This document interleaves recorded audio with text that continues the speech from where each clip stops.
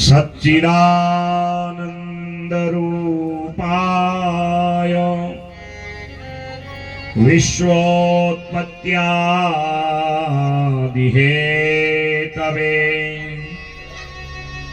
तापत्रये विनाशाय श्रीकृष्णाय वयं नुमः। श्रीकृष्णाय वयं नुमः। परम मंगलमय भागवत भगवान को नमन करते हुए अपने पूज्य माता पिता सद्गुरुदेव इष्ट परम आराध्या को नमन करते हुए पावन उत्तराखंड की भूमि हिमालय क्षेत्र धौला देवी विकास खंड के पास कलिमल को पावन करने वाली पावनी ज्ञान गंगा श्रीमद् भागवत कथा का प्रथम दिवस कथा सत्र आरंभ हो रहा है। आप सभी विद्वत ब्राह्मणों को संत मंडली को नमन करते हुए आप सभी श्रोता जनों के हृदय में विराजमान रास राशेश्वर भगवान को नमन करते हुए कलिमल से पावन करने वाली इस कथा में प्रवेश करते हैं। और ऊपर से रिमझिम बारिश। कल मैं आते समय सोच रहा था कितना सूखा पड़ा है चारों ओर, थोड़ी सी कृपा होती भगवान की, वर्षा रूपी अमृत और कथा रूपी अमृत दोनों बरसे और कभी कभी जो आप सोचते हैं वो सही होता है। यही चिंतन करते हुए कल मैं आ रहा था और देखिए सुबह इतना सुंदर सुहावना मौसम था। प्रकृति को अमृत वर्षा की आवश्यकता है, व्याकुल है, व्याकुल है, पर्यावरण संरक्षित होना है तो वर्षा भी होनी है। और हमारे वहां तो इसका शगुन माना जाता है कि यज्ञ भागवत में यदि वर्षा हो तो उसका बड़ा शुभ होता है। और जो भी होता है वो भगवान की ही कृपा ही होती है और कृपा ही बरसती है, कथा रूप में, अमृत रूप में, वर्षा रूप में। तो आप सब कथा श्रोता रसिक भाग्यशाली हैं। अनेक जन्मों को पवित्र करने वाली ये कथा है। जन्मांतरे भवेत् पुण्यम तदा भागवतम लभेत्। ये भागवत की कथा सुनने का अवसर सबको नहीं मिलता। जिसके अनेक जन्मों के पुण्य होते हैं उसी को कथा मिलती है। तो इसलिए मनसा वाचा कर्मणा, शरीर से भी, मन से भी, इंद्रियों के व्यवहार से संयमित होके हमें इस कथा को सुनना है और तब इस कथा का हमें संपूर्ण लाभ मिलेगा। ये कथा दो ही प्रकार के लोगों के लिए है। एक रसिका, जो कथा के रसिक हैं, हाँ भैया कथा हमें सुनना है और इसी में हमारा कल्याण है। और दूसरे हैं भाव का, कथा सुनते सुनते वैसे ही भाव में डूब जाते हैं। ये भागवत कथा के अनेक लक्ष्य हैं।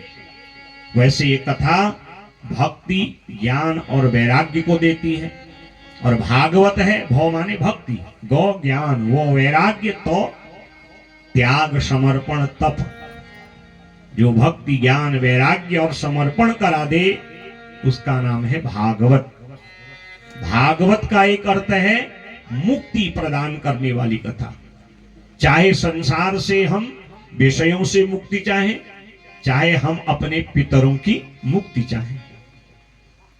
और ये कथा सकल दुख का विनाश करती है। चार प्रकार के जो पुरुषार्थ हैं, धर्म, अर्थ, काम, मोक्ष। देखिए कलयुग में आयु कम है, भोग अधिक हैं, विषय अधिक हैं। व्यक्ति खाए, कमाए, घर बार छोड़े, तप करे, परलोक सुधारे, इस संशय में उलझा हुआ है व्यक्ति। मैं क्या करूं, भजन जो करूं, कीर्तन जो करूं, कमाई धमाई जो करूं, तीर्थ करूं। जो भगवान कृष्ण है वो धर्म की मूर्ति है, तो वही धर्म साक्षात भगवान का ही रूप है। और ऐसे धर्म से भगवान प्रसन्न होते हैं। और जो इस बात को सीख गया तो समझ लो उसने अपने जीवन में भागवत को ग्रहण कर लिया। और भागवत क्या है? भगवत स्वरूपम।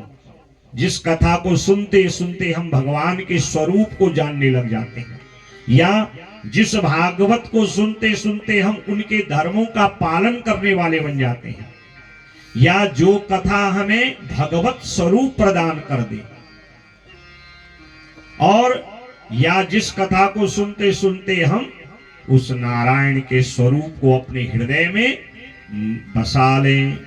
सद्य हृदयवरुध्यते पृथ्वी, जिस कथा को सुनने से हृदय में भगवान प्रकट हो जाते हैं उस कथा का नाम है भागवत कथा। बोली भागवत भगवान की जय। कलयुग आने वाला है और द्वापर के अंतिम चरण में ऋषि महात्माओं को बड़ी चिंता हुई और उनके मन में लगा कि अब महाराज जो है ये जितने भी कलयुग के विषय हैं जीव को आकुल व्याकुल कर देंगे, कैसे जीव की सदगति होगी, क्योंकि जितना घोर कलयुग आते रहेगा न कोई माँ की सेवा करेगा, न पिताजी का सेवा करेगा, न कोई प्रेम का व्यवहार करेगा, न जप करेगा, न तीर्थ करेगा, न गुरु सेवा करेगा, न धर्म की सेवा करेगा, न गैया की, न ब्राह्मण की, न संत की, और कोई करेगा भी तो वो केवल व्यवहार रूप में दिखाने के लिए करेगा, तो कैसे कल्याण होगा।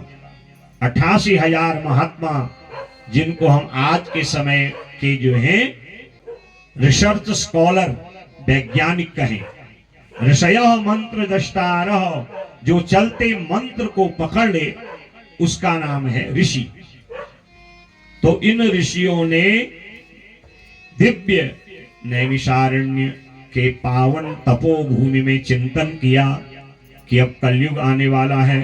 कलयुग जोग यज्ञ नहीं जाना, कलयुग जोग यज्ञ नहीं जाना, एक आधार राम गुण गाना, एक आधार राम गुण गाना, कलयुग केवल हरि गुण गाना, कलयुग केवल हरि गुण गाना, गावहि नर पावहि भवता, गावहि नर पावहि भवता, कलयुग जोग यज्ञ नहीं जाना,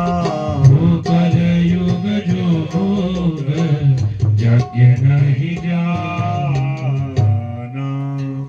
कलयुग में बहुत बड़े यज्ञ करने से, बहुत ज्यादा घर बार छोड़ने से, बड़े बड़े तीर्थ व्रत करने से मुक्ति नहीं मिलेंगी। कलयुग में सरल साधन है, एक आधार राम गुण गाना, नाम जपते रहिए, काम करते रहिए। तो कलयुग का जो विषयी व्यक्ति है उसका कल्याण कैसे हो, इस बात का चिंतन कर रहे हैं, रिसर्च कर रहे हैं।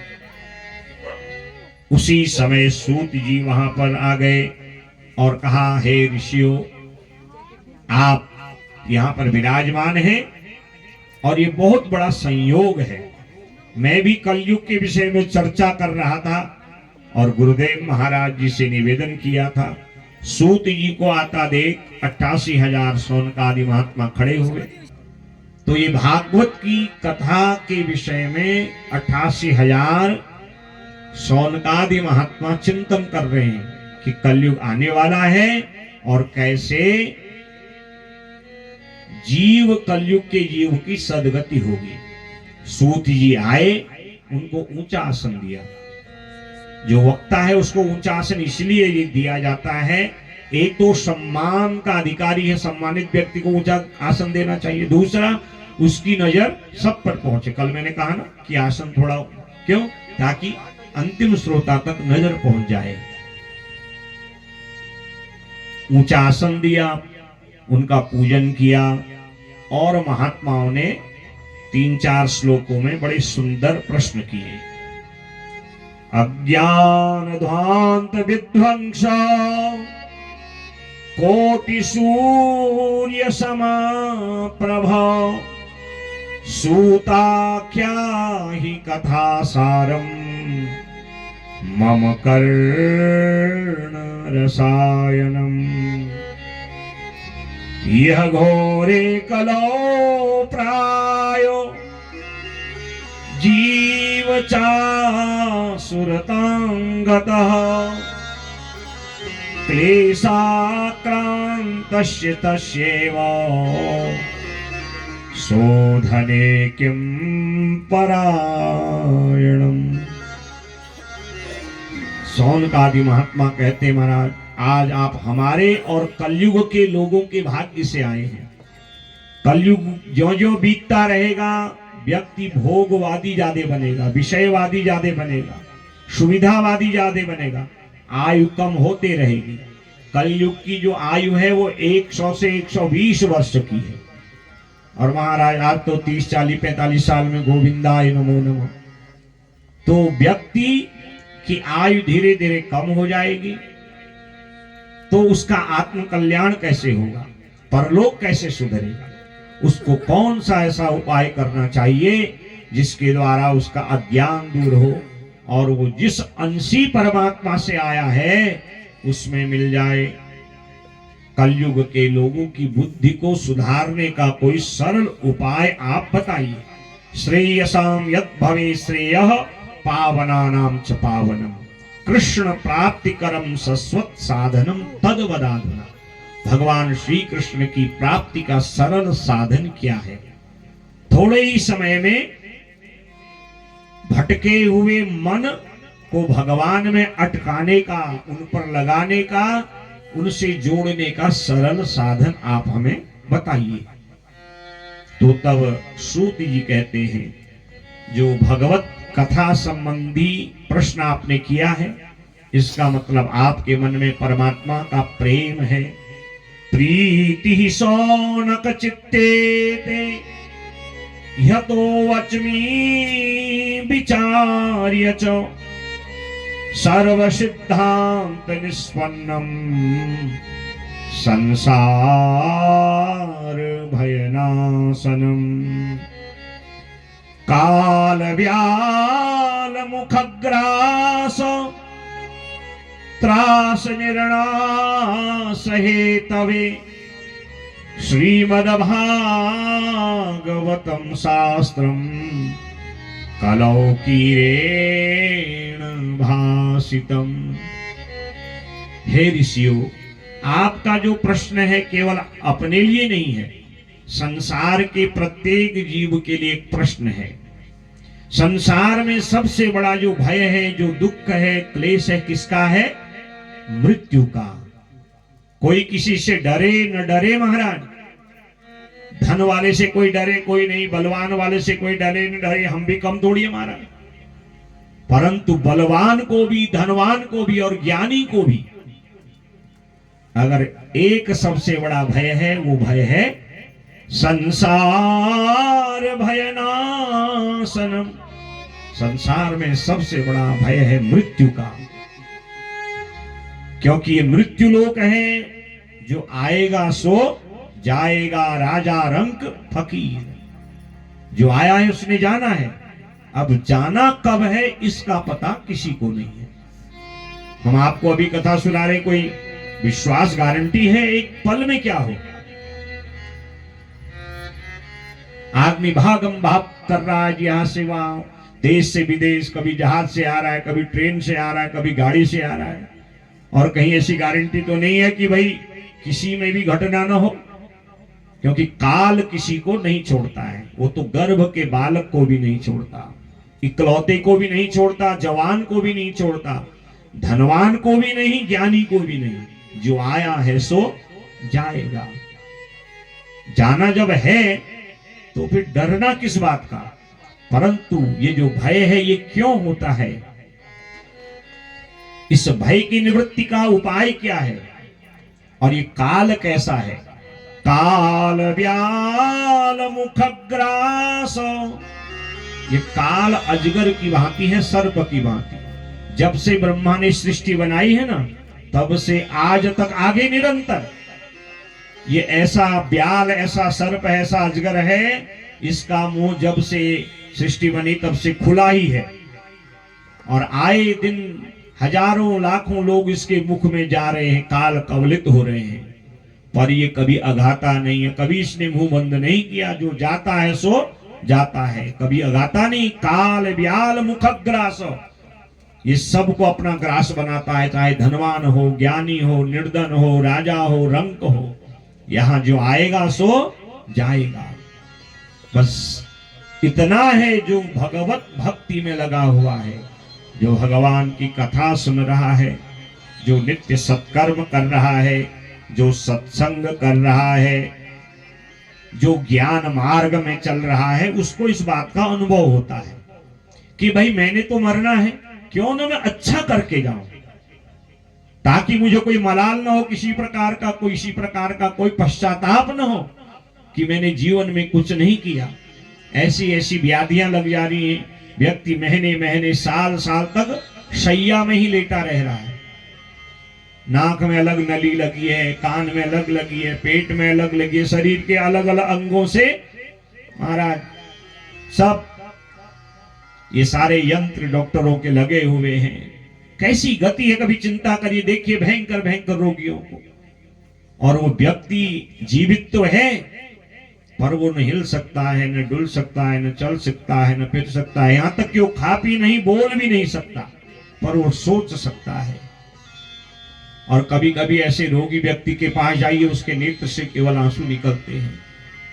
उसके अनेक कारण हो सकते हैं। उसमें एक कारण ये भी होता है कि मैंने ये मानव तन प्राप्त किया, परंतु इसमें कोई सत्कर्म नहीं किया, दान नहीं किया, पुण्य नहीं किया, सेवा नहीं करी, और बार बार तो ये मिलने वाला नहीं।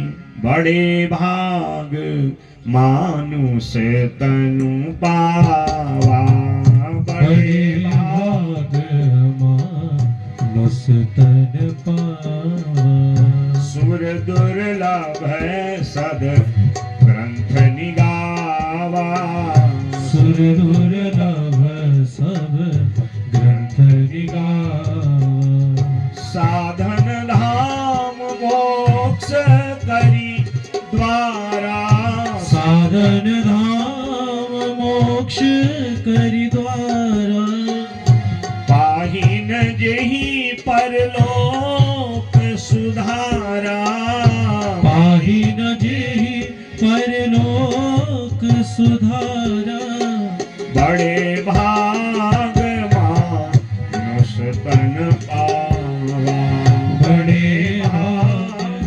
मानुष तन पावा। अनेक जन्मों के सत्कर्म से ये मानव देह मिला है, आपको ऐसे नहीं मिला है। आपने पूर्व जन्म में दान किया था, जप किया था, तप किया था, सेवा की थी, अपने कमाए धन को ऐसे ही अच्छे मार्ग पर लगाया था, तभी मानव तन मिला है महाराज।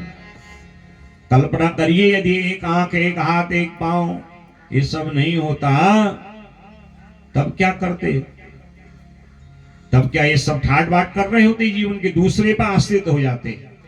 इसलिए हमें दूसरे पर आश्रित न होना पड़े। जब तक ये सब चकाचक भगवान ने दिया है, इसका सदुपयोग करो। हाथ से सेवा करो, पांव से तीर्थ यात्रा करो, मन से चिंतन करो, आंखों से सत्पुरुषों का, भगवान का दर्शन किया करो, वाणी से भगवान का भजन किया करो। ये सारी इंद्रियां इसी ने मिली हैं कि हम इनसे भगवान की सेवा करें, जनता की, समाज की सेवा करें। आपने किया था, तभी ये स्वस्थ मानव देह मिला है। और जब तक स्वस्थता है, तब तक मन भी स्वस्थ रखे। निर्मल मन जन सो मोहि पावा। मन की पवित्रता से ही परमात्मा मिलता है।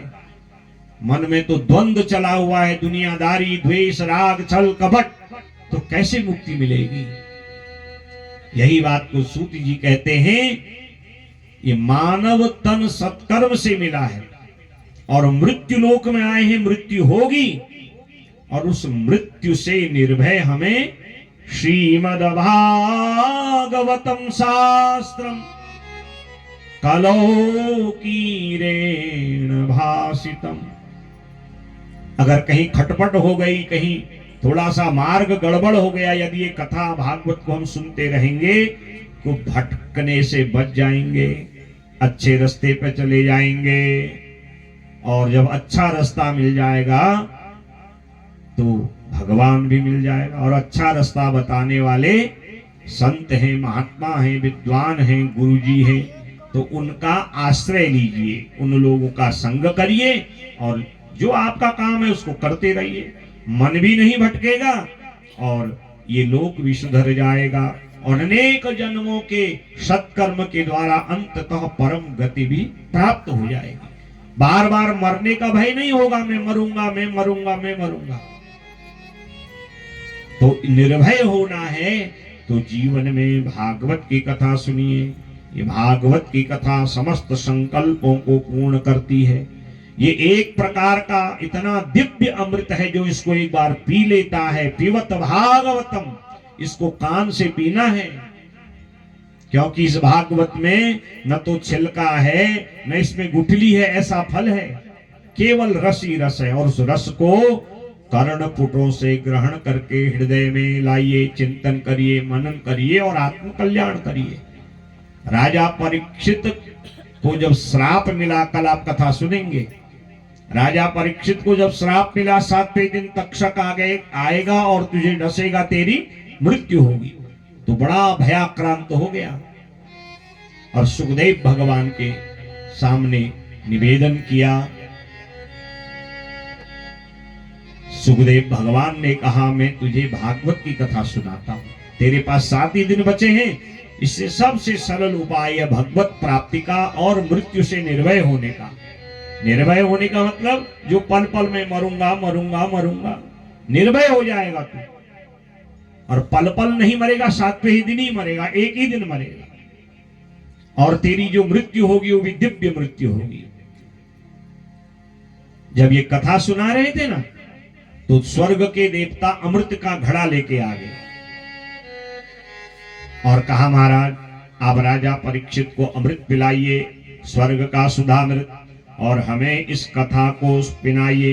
एवं विनिमये जाते सुधाराज्ञा प्रपीयताम् प्रपाश्यामो वयं सर्वे श्रीमद्भागवतामृतम्।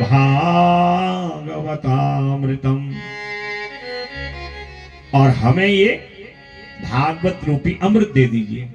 सुखदेव जी को बड़ी हंसी आई, समझ गए, कहा देवता बड़े स्वार्थी हो, बिना बुलाए तो आते नहीं हो, और आज आ गए, उसमें भी व्यापार कर रहे हो, विनिमय कर रहे हो, ये ले लो, ये दे दो। इसका मतलब क्या है? हमारे भागवत के अमृत के सामने आपका जो स्वर्ग का अमृत है वो तुच्छ है, और उसका कारण भी है। कोई अमृत पी के अजर अमर बन जावे तो उसको मुक्ति नहीं मिलेगी, इसी संसार में रहना पड़ेगा, विषय भोगने पड़ेंगे, क्लेश भोगना पड़ेगा। परंतु यदि कोई भागवतामृत पी ले, 7 दिन तक भगवान की कथा मन से पी ले, तो फिर उसका जन्म मरण का चक्र ही समाप्त हो जाता है। माँ का गर्भवास का दुख, योनि यंत्रणा का त्रास, काल काम का कष्ट, और नरक में यम की यात्रा नहीं भोगनी पड़ती। यद गत्वा न निवर्तन्ते तद्धाम परमं मम। और फिर वो ऐसे परम मोक्ष धाम को प्राप्त कर लेता है जहां उसको फिर जन्म मरण के चक्र में फंसना ही नहीं पड़ता, 84 के चक्कर में कुकर सुकर बनना ही नहीं पड़ता, मुक्त हो जाता। ऐसी ये श्रेष्ठ कथा है। सुखदेव कहते हैं, आप जानते हो ये भागवत इतना श्रेष्ठ है। ब्रह्मा जी आए, कहा हाँ हाँ तोलिए। एक पलड़े पे भागवत जी को रखा, तराजू के दूसरे पलड़े पे जितने भी व्रत हैं, जप हैं, तीर्थ हैं, उनका सारा पुण्य रख दिया।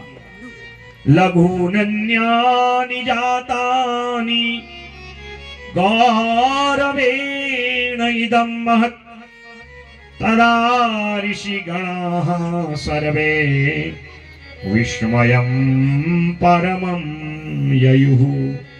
बड़ा आश्चर्य हुआ, भागवत जी का पलड़ा भारी का भारी है, और भागवत के सामने सारे व्रत जप तीर्थ सब हल्के हो गए।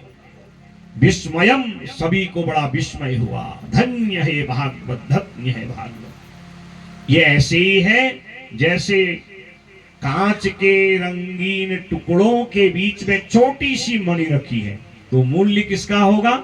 मणि का। क्व कथा क्व सुधालोके क्व कांचः क्व मणिर्महान ब्रह्मरातो विचार्य एवं तदा देवान जहासः। और सारे देवताओं को बड़ा आश्चर्य हो गया, धन्य है भागवत।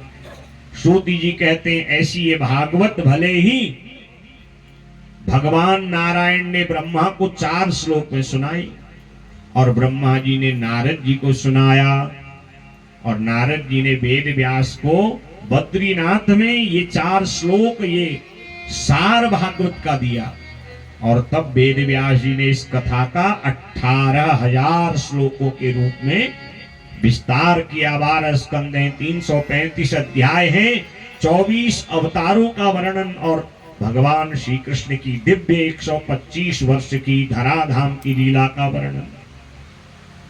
और फिर उस भागवत को सुखदेव जी ने अपने पिता वेद व्यास जी के मुख से सुना और सुखदेव ने इस कथा को राजा परीक्षित को एक कथा सुनाई। ये कथा का क्रम है और उसी क्रम से इस कथा को हम आप सब सुन रहे हैं।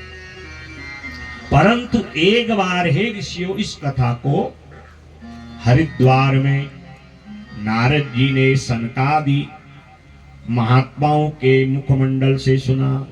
तब ऋषियों ने निवेदन किया, लोक विग्रह मुक्त नारदा स्थिरस्य च। नारद जी तो एक स्थान पर गैया दोहने से अधिक रहते नहीं, तो नारद जी जो है इस कथा को 7 दिन तक कैसे सुने और क्यों सुने। और तब सूति जी ने कहा मैं तुम्हें कथा सुनाता हूं। नारद जी इस कथा को बड़े मनोभाव से जगत कल्याण के लिए सुने और सुनवाए। एकदा हि विशालायां चत्वार ऋषयो मलाः सत्संगार्थं समायाता नारदम। एक बार विशालायाम, विशाला नगरी बद्रीनाथ को विशाला नगरी भी कहा जाता है। बोले बद्रीनाथ धाम की जय हो। चारों महात्मा जो भगवान के 24 अवतारों में पहले अवतार हैं, सनक सनंदन सनातन सनत, इनको सनत कुमार कहा जाता है। और ये सत्संग कर रहे थे। देखिए हैं भगवान के अवतार और चर्चा भगवान के ही अपने ही स्वरूप की, क्योंकि सत्संग की बड़ी महिमा है। संतन के संग लाग रे तेरी बिगड़ी बनेगी, संतन के संग लाग रे तेरी बिगड़ी बनेगी, संतन के संग लाग रे तेरी बिगड़ी बनेगी। आइए संतन के संग लाग रे तेरी बिगड़ी बनेगी। किसकी बिगड़ी नहीं बनी है? कोई कैसे न कैसे परेशान है, कोई मानसिक रूप से परेशान है, कोई धन के लिए परेशान है, कोई शरीर के लिए परेशान है, कोई बेटा बेटी के कारण परेशान है, किसी के पास ज्यादा है वो ऐसे परेशान जिसके पास नहीं। कोई न कोई परेशानी सबको है और ये बिगड़ी सुधारनी है तो संतन के संग लाग रे तेरी बिगड़ी बनेगी, संतन के संग लाग रे तेरी बिगड़ी बनेगी। कोई तेरो बड़ भाग रे तेरी बिगड़ी बनेगी, कोई तेरो बड़ भाग रे तेरी बिगड़ी बनेगी। बिगड़ी बनेगी तेरी अच्छी बनेगी, बिगड़ी बनेगी तेरी अच्छी बनेगी, बिगड़ी बनेगी तेरी अच्छी बनेगी, बिगड़ी बनेगी तेरी अच्छी बनेगी। और कोई तेरो बड़ भाग रे तेरी बिगड़ी बनेगी, कोई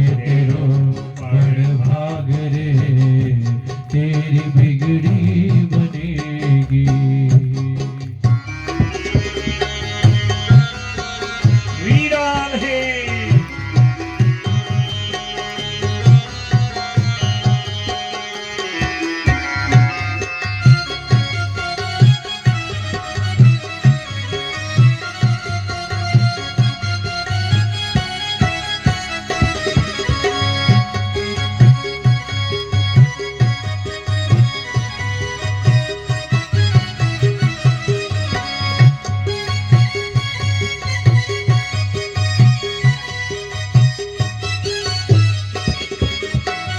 संतन संग करी पुण्य कमाई। संतन करे संग पुण्य कमाई। संतन संग करी पुण्य कमाई।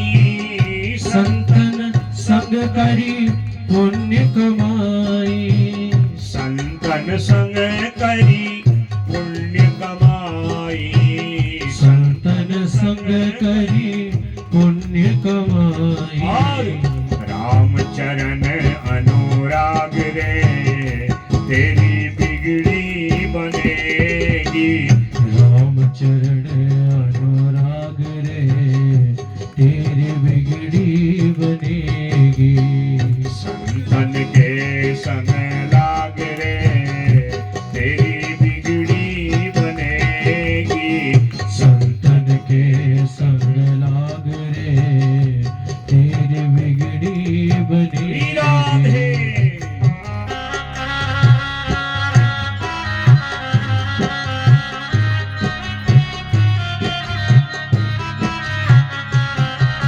हरि बोल।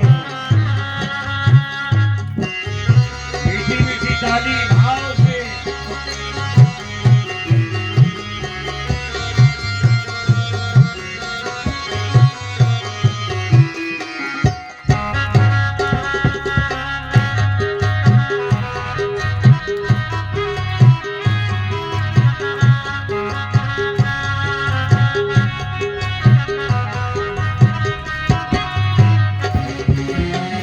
प्रहलाद बन गई और ध्रुव जी की बन गई।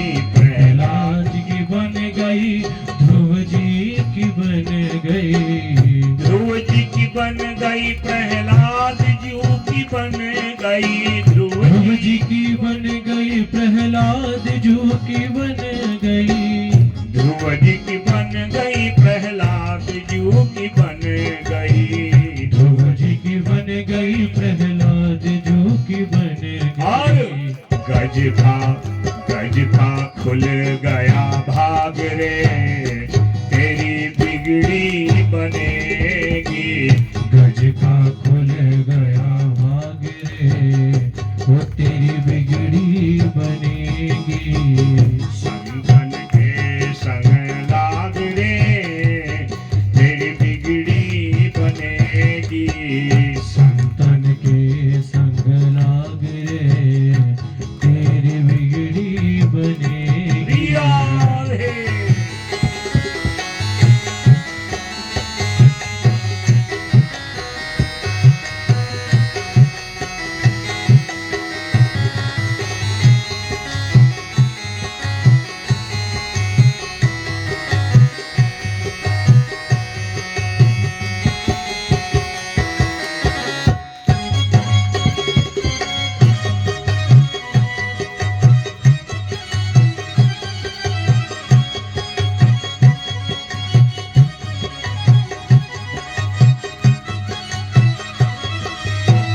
कागा से तोहे हंस करेंगे।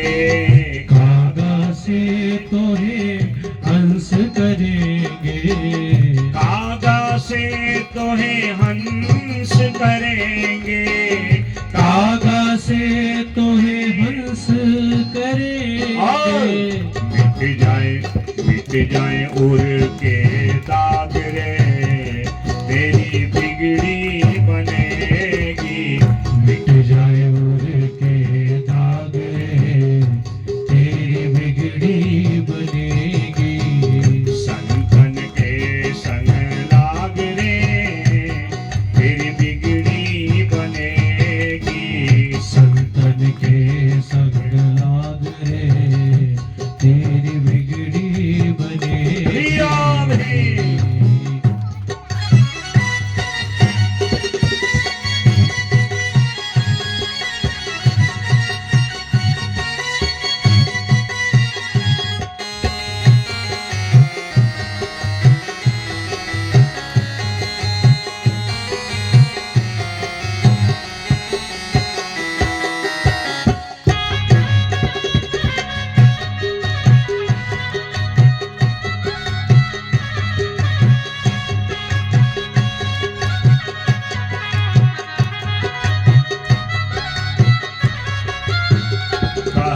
कबीर सुनो भय साधो, कहत कबीर सुनो भय साधो, सुनो भय साधो, सुनो भय साधो, सुनो भय साधु, सुनो भय साधु।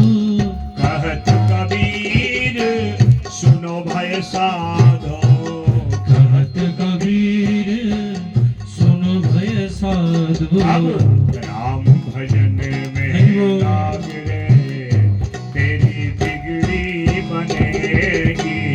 राम भजन में लाग रे, तेरी बिगड़ी बनेगी।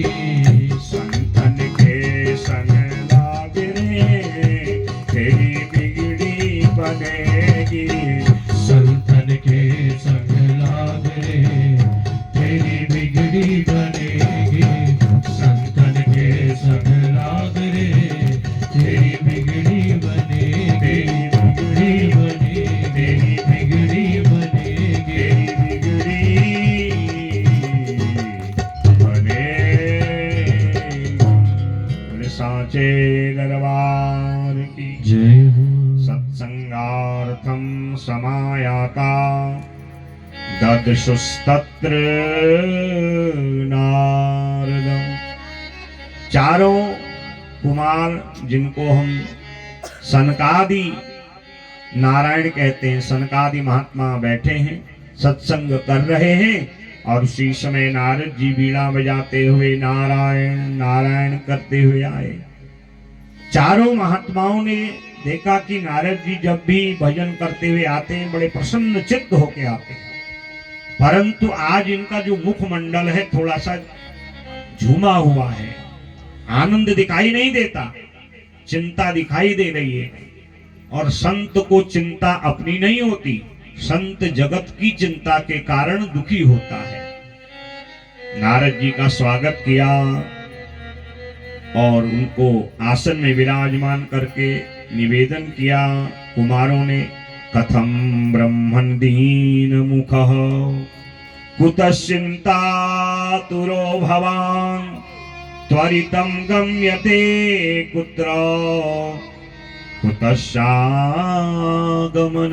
तव इदानीं शून्यचित्तोऽसि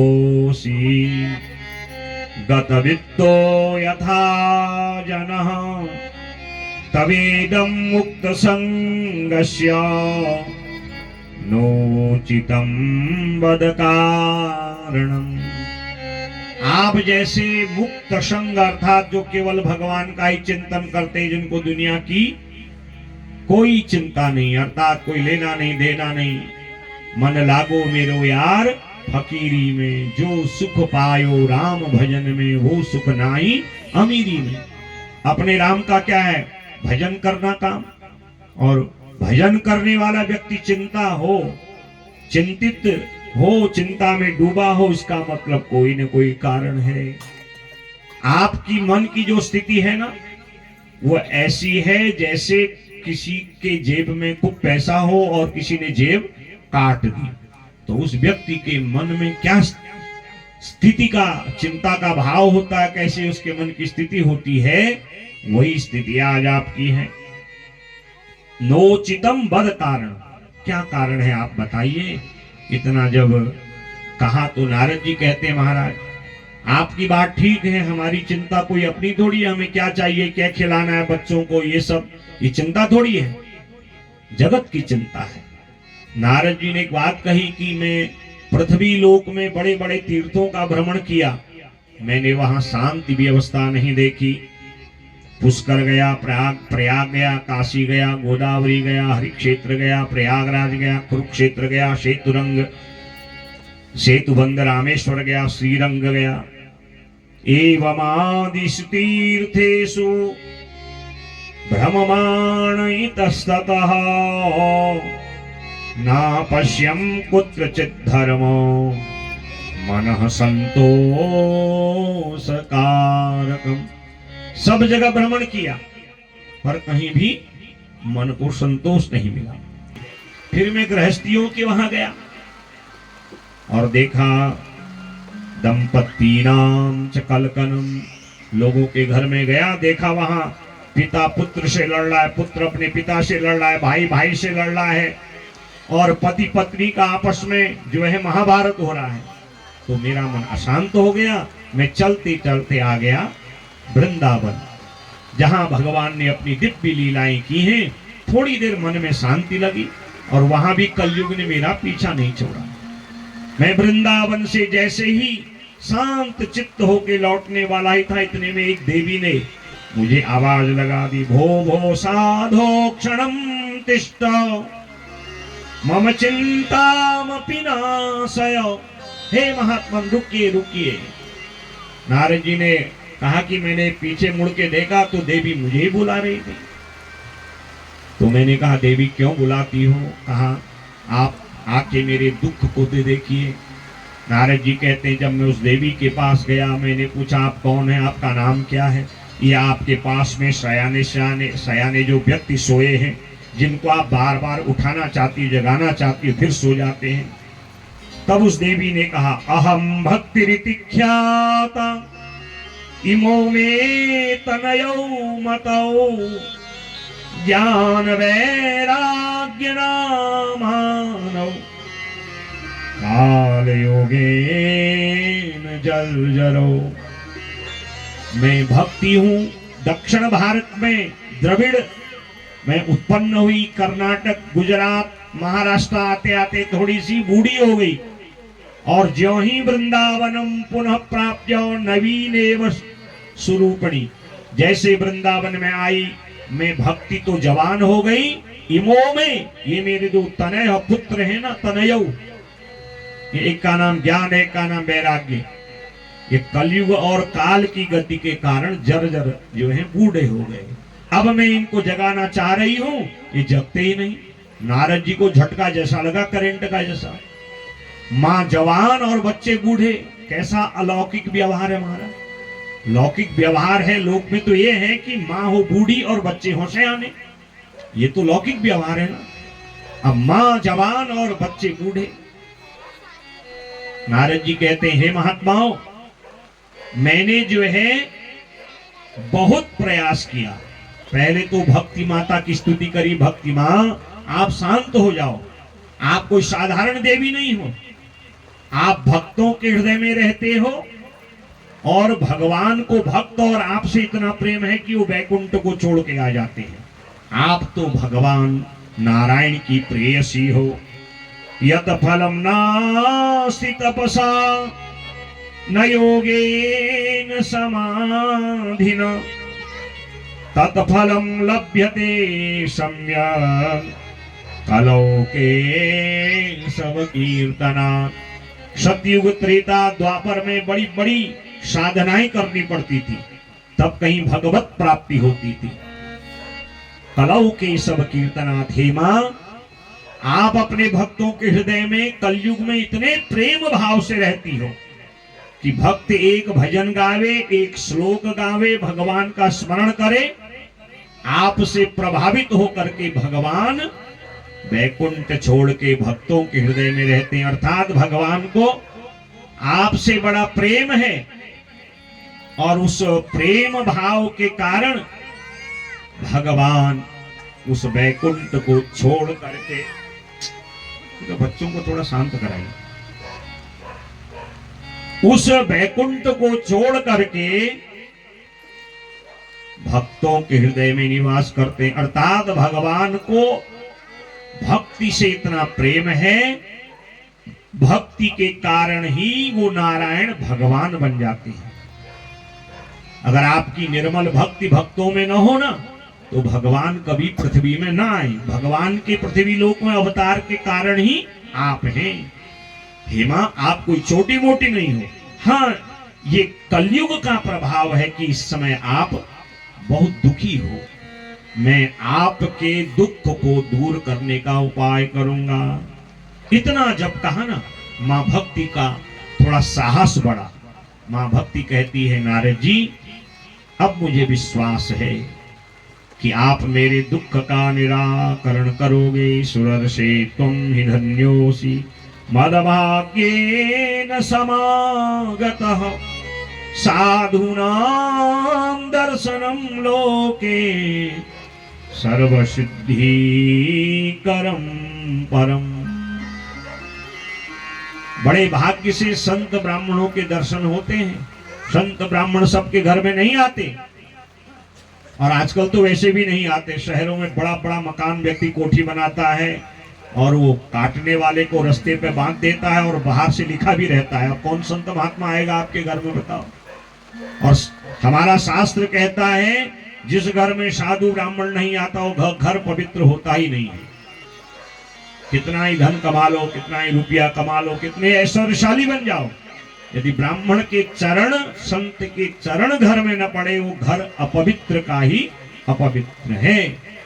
यही माँ बाप कहती है साधु नाम दर्शनम, आपके तो दर्शन मात्र से ही जगत कल्याण हो जाता है। और आप आ गए, आपके चरण पड़ गए, मैं धन्य हो गई।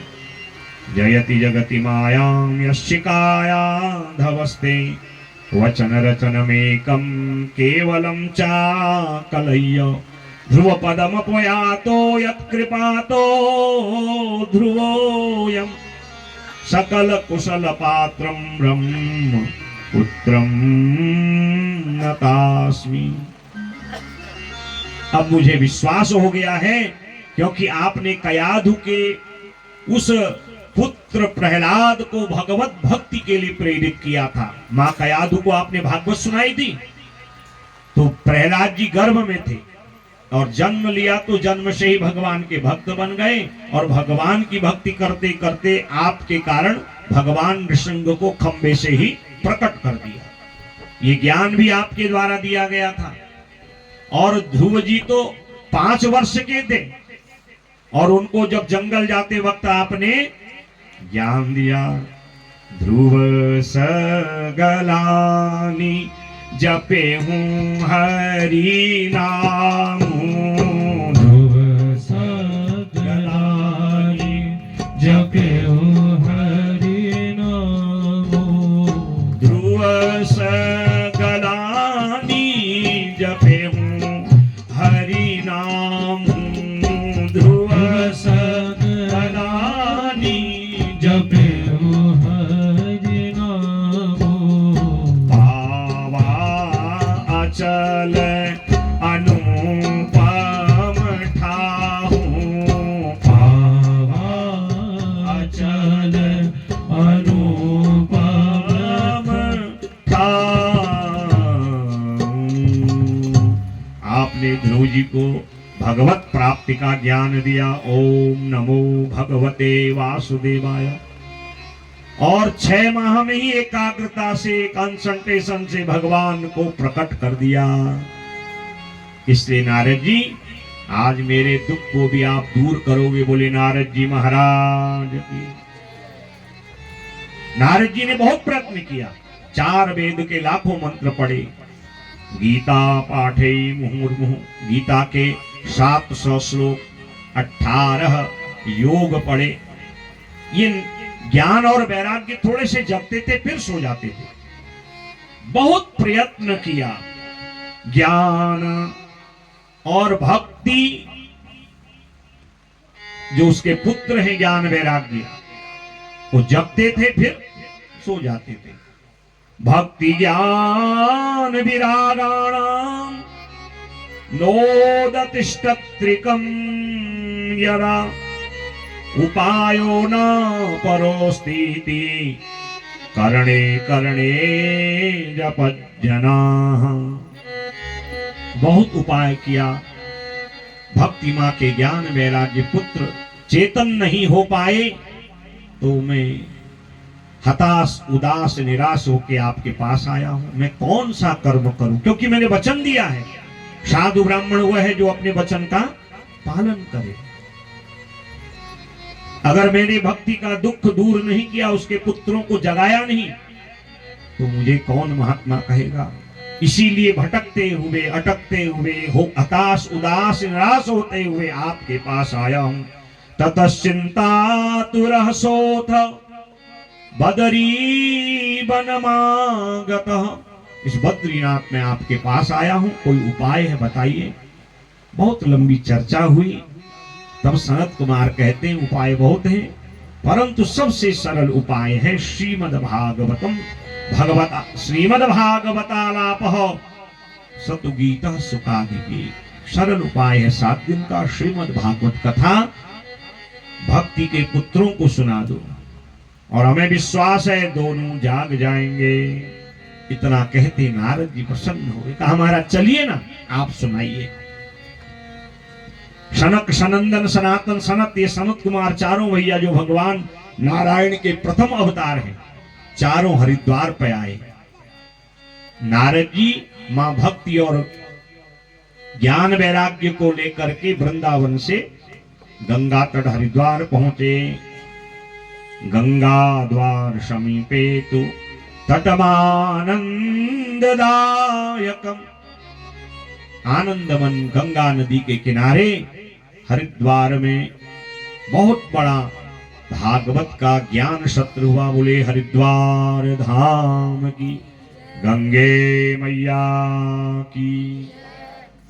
अब दुनिया में डूबे रहोगे तो आनंद कहां मिलेगा, और आनंद में डूबोने वाली है ये कथा। और इस कथा को जब हम श्रवण करेंगे, धीरे धीरे भगवान की ओर आकृष्ट होंगे, तब हमको इस कथा का लाभ मिलेगा और उस आनंद राशि को हम प्राप्त करेंगे। इसीलिए लिखा है ना, सच्चिदानंद रूपाय विश्वोत्पत्त्यादि हेतवे तापत्रय विनाशाय श्री कृष्णाय वयं नुमः। वो सत और चित और आनंद स्वरूप है। उनकी कथा हमें आनंदित करेगी, तब करेगी जब मन से सुनेंगे। तो तब की बात थी, लोग सुनते थे और काम धाम छोड़ के कथा सुनते थे आत्म कल्याण के लिए।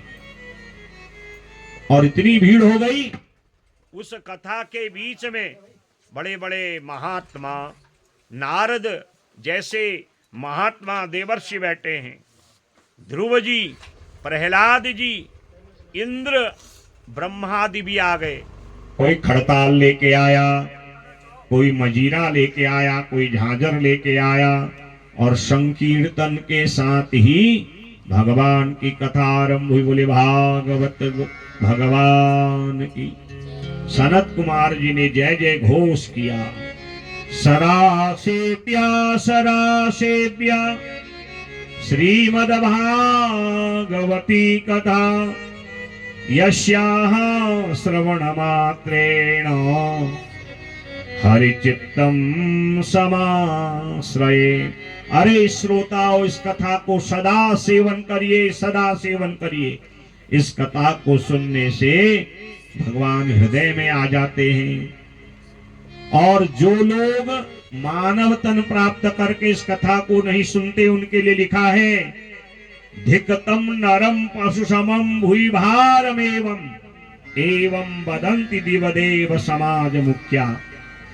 मनुष्य योनि प्राप्त करके जिन्होंने न भगवान की कथा सुनी, न माता पिता की सेवा करी, न सत्कर्म किया, न दान किया, न जप किया, न ब्राह्मण संत की सेवा करी, तो ऐसे लोग तो पशु के समान हैं, खर गधे के समान है। गधा भी पूरा बोझ उठाता है, और बोझ उठाते उठाते जब बूढ़ा हो जाता है ना, तो गधा का ही मालिक 2 डंडा मार के उसको भगा देता है, अब काम का ही नहीं। तो वैसे ही उन लोगों के लिए धिक्कार है जो मानव योनि प्राप्त करके केवल खाते हैं, पीते हैं और दुनिया से चले जाते हैं। इसलिए सदा सेव्या, आत्म कल्याण करना है। इस कथा को सुनिए। क्यों? क्योंकि ये कथा भगवान का वांगमय रूप है, शब्द अक्षर मूर्ति है। तेनेयम वांगमयी मूर्ति प्रत्यक्षा वर्तते हरे। भगवान की आपने अनेक प्रकार की मूर्ति देखी होगी ना। एक फोटो में छाया चित्र देखा होगा, कहीं मंदिर में जाओ भगवान वहां पाषाण की मूर्ति के रूप में रहते हैं। यहाँ भी है ना पीछे छाया रूप में, तो वैसे ये जो भागवत है ये भगवान की ही प्रतिरूप है, उन्हीं की मूर्ति है। और ये मूर्ति जो है अक्षर के रूप में है।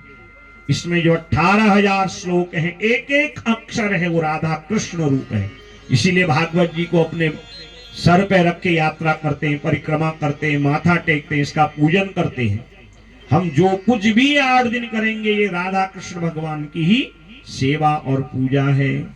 बोले भागवत भगवान की। प्रत्यक्षा वर्तते, अरे साक्षात भगवान का अक्षर रूप है, वांग्मय रूप है। इसीलिए इसके श्लोकों को सुनना चाहिए, श्लोकों का उच्चारण करना चाहिए, और हो सके शुद्धता से। भागवत के श्लोक जितने शुद्ध होते हैं उतनी शुद्ध पूजा मानी जाती है। और भागवत के श्लोक और उसका उच्चारण जब अशुद्ध होता है, भगवान को वैसी ही पीड़ा होती है जैसे कोई हमारे शरीर में कांटा चुभा दे या चाकू से चीरा लगा दे। श्रोता वक्ता को श्लोक सुनना और बोलना चाहिए। अब श्रोता को कहां फुर्सत है महाराज, जब से मोबाइल का जमाना आया है।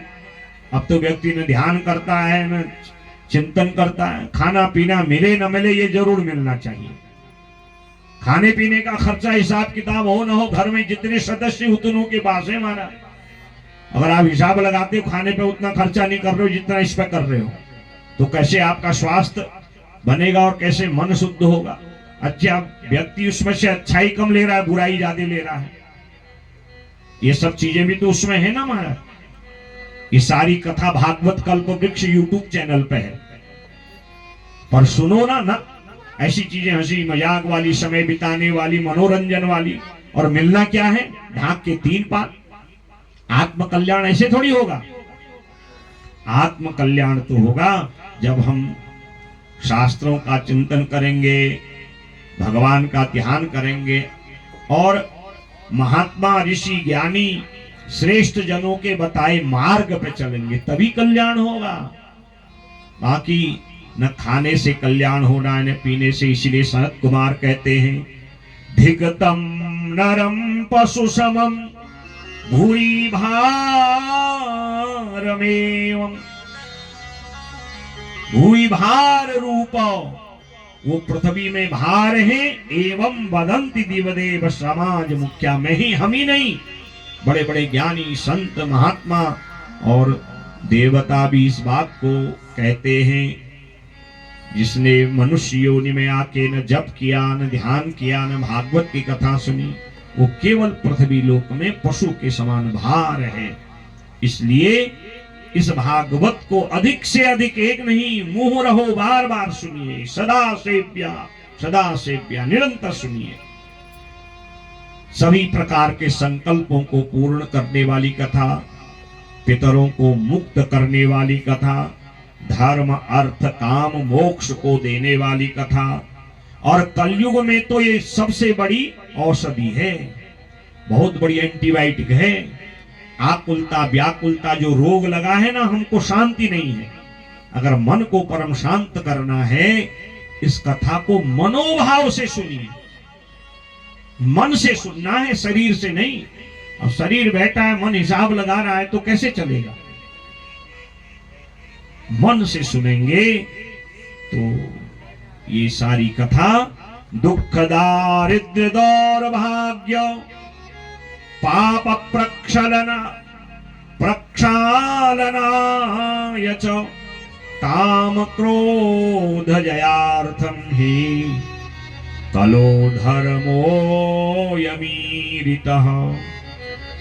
दुख दुर्भाग्य पापों का प्रक्षालन यदि करना है, काम क्रोध पर विजय प्राप्त करनी है, तो कलयुग में सबसे बड़ा धर्म ही भागवत धर्म है। इसका आश्रय लीजिए। बोले भागवत भगवान की। और सुंदर कथा आरंभ हुई संकीर्तन करते हुए, और ज्यों ज्यों कथा के दिन बीतते गए, मां भक्ति के ज्ञान और वैराग्य पुत्र जागते गए। ये ज्ञान वैराग्य क्या है? हमारे अंदर सोया हुआ ज्ञान, सोया हुआ वैराग्य है। इस कथा के द्वारा यदि हमारा 7 दिन में ज्ञान वैराग्य जग गया, तो हम भगवान की भक्ति के अधिकारी होगे नहीं होगे महाराज। मन मार के भजन कर रहे हैं, ताली भी बजा रहे हैं, प्रसाद खा के निकल गए, क्या कहा महाराज, यहां से सुना यहां से निकाल दिया, क्या पल्ले पड़ा, न कुछ पल्ला पड़ा ही नहीं, कुछ जीवन में अंतर किया ही नहीं, तो कहां से ज्ञान वैराग्य जगेगा। और 7 दिन की कथा जैसे ही संपूर्ण होने को है, ज्ञान और वैराग्य ऐसे जगे जैसे सोए बच्चे को मां जगाती है, और थोड़ी देर में वह फिर अपनी चंचलता करने लगता है, दौड़ भाग करने लगता है। भक्ति सुतौ तौ तरुणो गृहीत्वा प्रेमैक रूपा सहसा विरासी, श्री कृष्ण गोविंद हरे मुरारे नाथेति नामानि मुहुर्वदन्ति। जैसे ही भक्ति ने देखा मेरे दोनों पुत्र जग गए हैं, जवान हो गए हैं, तो हाथ में ली खड़ताल, और खड़ताल लेकर के भागवत जी का सबसे श्रेष्ठ भजन है, ये भक्ति माता है ने गाया था। श्री कृष्ण गोविंद हरे मुरारे हे नाथ नारायण वासुदेव। गाइए श्री कृष्ण गोविंद हरे मुरारी हे नाथ नारायण वासुदेवा। श्री कृष्ण गोविंद हरे मुरारे हे नाथ नारायण वासुदेवा। श्री कृष्ण गोविंद हरे मुरारी हे नाथ नारायण वासुदेवा। हे नाथ नारायण वासुदेवा। हे नाथ नारायण वासुदेवा। हे नाथ नारायण वासुदेवा। गाइए हे नाथ नारायण वासुदेवा। हे नाथ नारायण वासुदेवा। हे नाथ नारायण वासुदेवा। श्री कृष्ण गोविंद हरे मुरारे। श्री कृष्ण गोविंद हरे मुरारी हे नाथ नारायण वासुदेवा। हे नाथ नारायण वासुदेवा।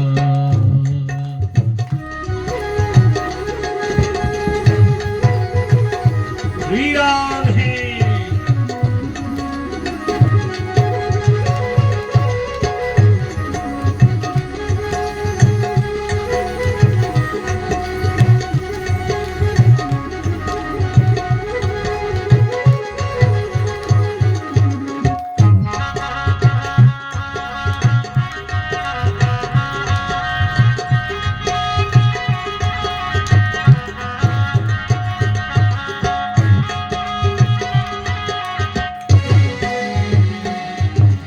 गोपाल मेरी यह कामना है। गोपाल मेरी यह कामना है। गोपाल मेरी यह कामना है। गोपाल मेरी यह कामना है। भूलो कभी ना मैं नाम तेरा। भूलो कभी ना मैं नाम तेरा। निष्काम होके दिन रात गाऊं। शाम होके दिन रात गाऊं। हे नाथ नारायण वासुदेवा। हे नाथ नारायण वासुदेवा। श्री कृष्ण गोविंद हरे मुरारे। श्री कृष्ण गोविंद हरे मुरारी हे नाथ नारायण वासुदेवा। हे नाथ नारायण वासुदेवा। हरि बोल।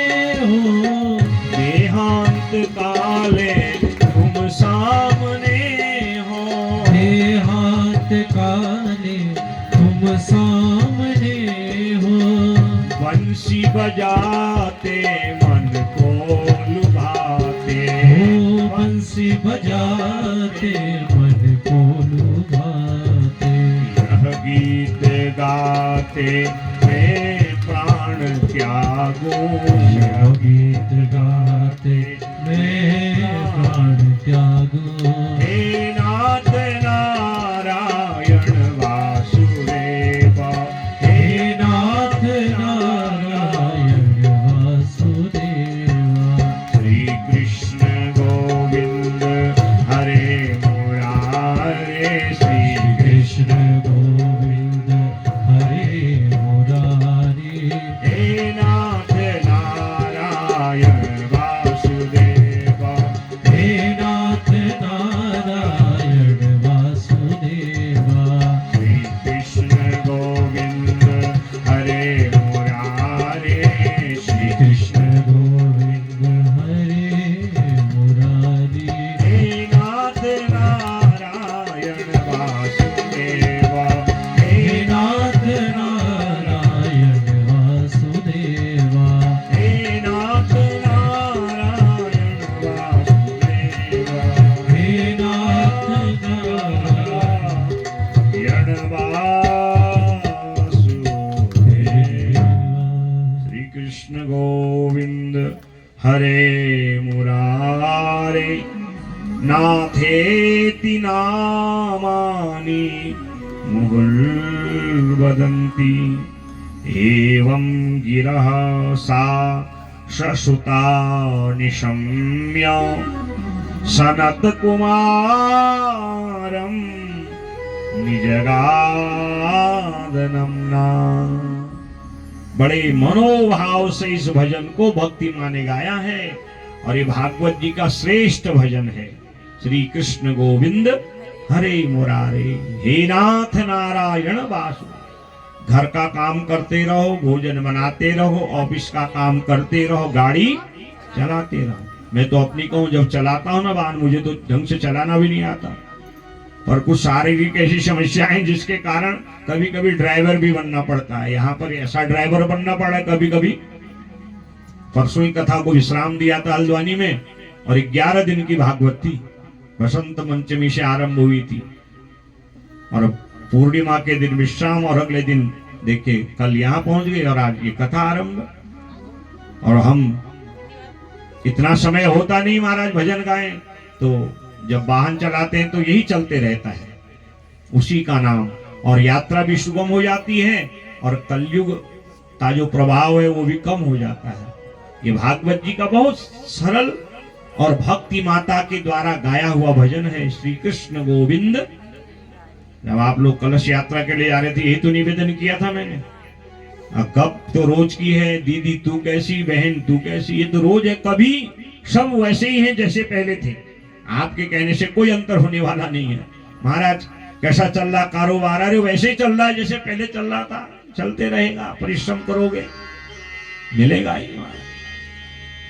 जब कथा में आए हैं तो उसकी चर्चा, उसी का नाम, उसी का भजन, और कलौ तद हरि कीर्तनात्। कलयुग में तो भजन ही सबसे बड़ी भक्ति है।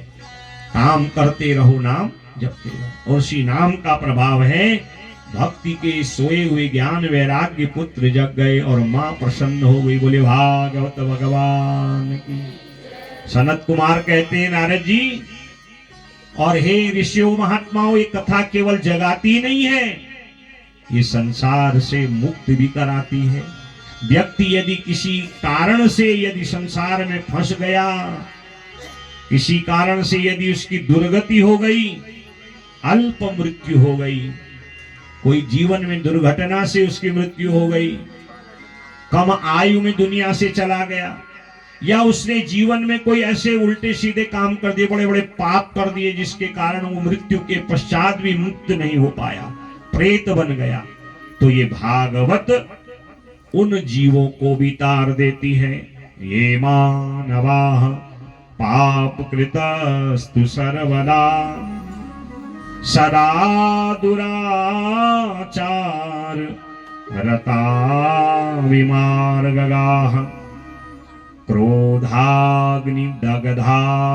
कुटिलश्च कामिनः सप्ताह यज्ञेन कलौ पुनन्ति ते कायेन वाचा मनसा पातकम् नित्यं प्रकुर्वन्ति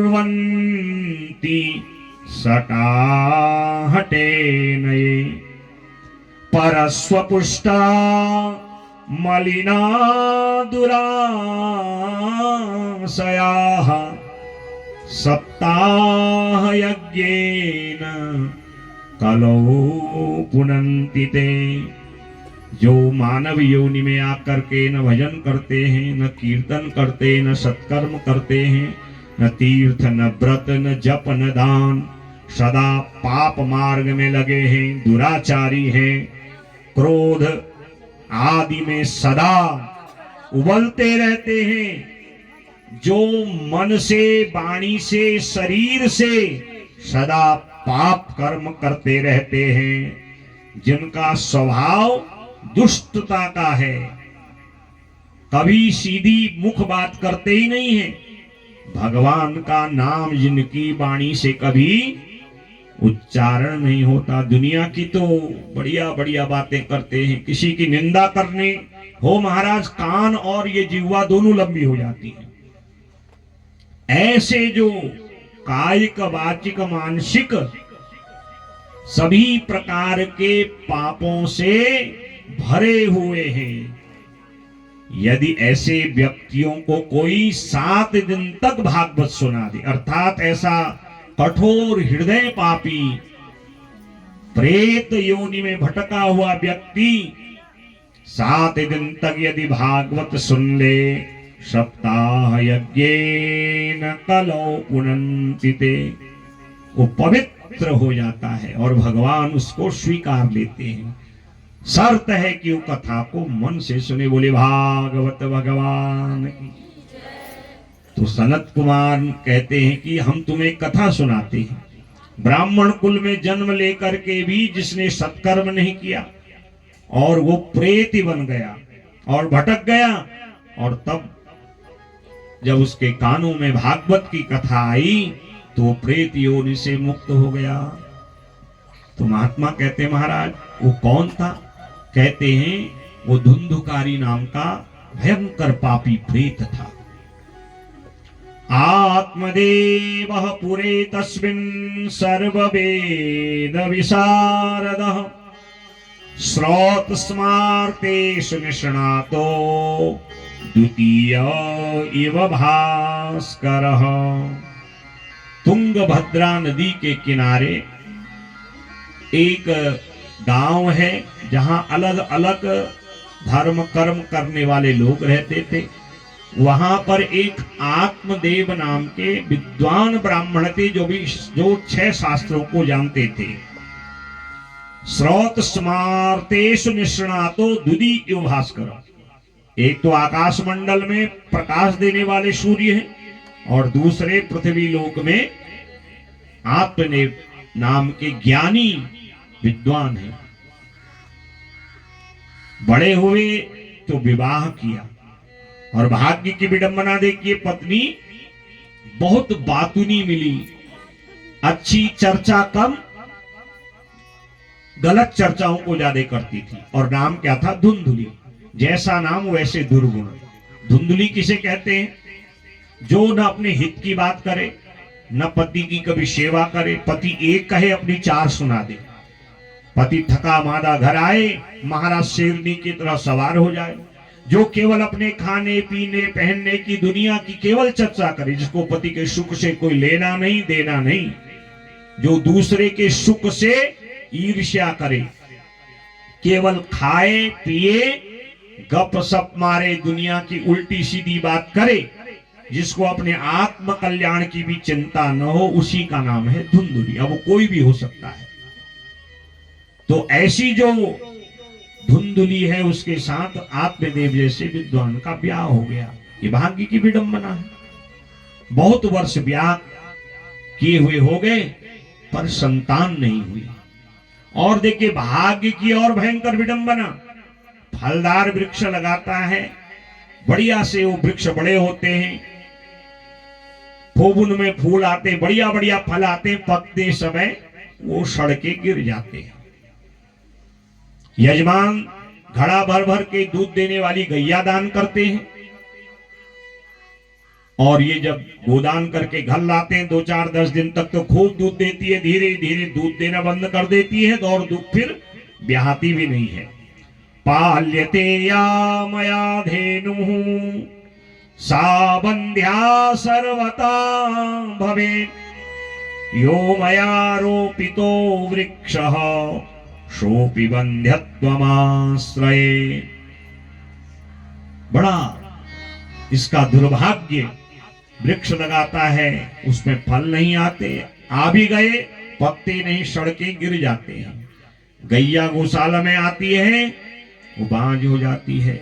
एक दिन इस आत्मदेव ने विचार किया, इतना बड़ा दोष मेरे घर में है, मैं इतना बड़ा विद्वान, संतान होती नहीं, पत्नी है, और 4 मीठी बात करने की बजाय वो 4 उल्टी बातें करती है, कभी भी सुलटा मुख बात करती नहीं।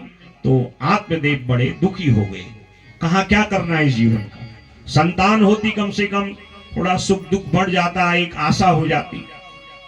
बहुत जो है खिन्न मना हो गया, हताश उदास निराश हो गया, और गया एक सरोवर के किनारे, यहां से भीमताल पहुंच गया समझ लो महाराज।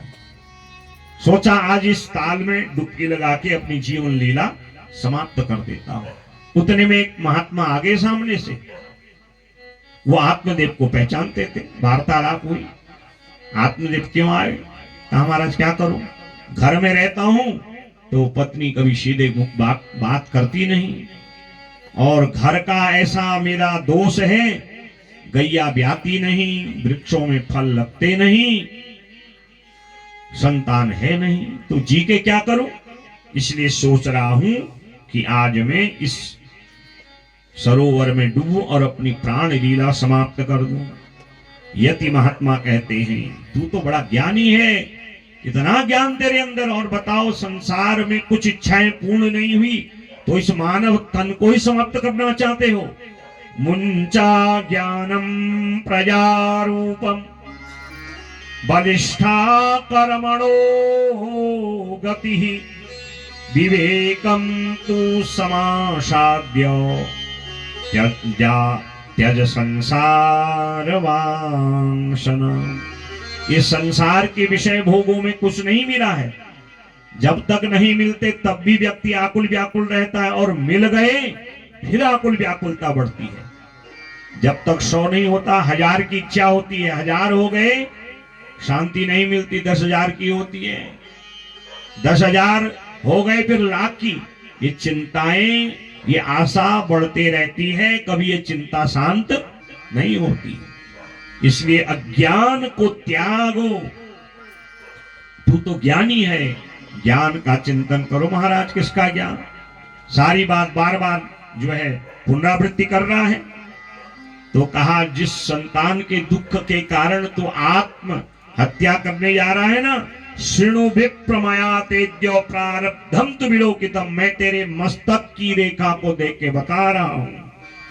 सप्त जन्मावधि तव पुत्र ने वचन, तू इस जन्म की छोड़, मैं तेरी माथे की रेखा देख के बता रहा हूं, 7 जन्म तक तुझे संतान का सुख नहीं है, तो क्या 7 जन्म आत्महत्या करते रहेगा? ये मानव तन बड़े सत्कर्म सद्धर्म बड़ी सेवा से मिलता है, और ये भजन कीर्तन और भगवान की सेवा, जगत की सेवा के लिए मिला हुआ है। इसलिए मुंचा ज्ञानम, अज्ञान को छोड़। कहता नहीं आप कितना ही समझाओ, ये बातें तो मुझे भी पता है, कहती है। अब व्यक्ति जब मोह माया में डूब जाता है ना, तो उसको फिर किसी के ज्ञान की, उपदेश की आवश्यकता नहीं होती है, वो केवल अपना सुख चाहता है। कहा भाई ठीक है, अब तेरा हट ही ऐसा है तो मैं तुझे एक फल देता हूं। तस्याग्रहं समालोक्य फलमेकं च दत्तवान्, इदं भक्षय पत्न्या त्वं ततः पुत्रो भविष्यति। मैं एक फल तुझे देता हूं, बड़े तपस्या से मैंने इस फल को प्राप्त किया है।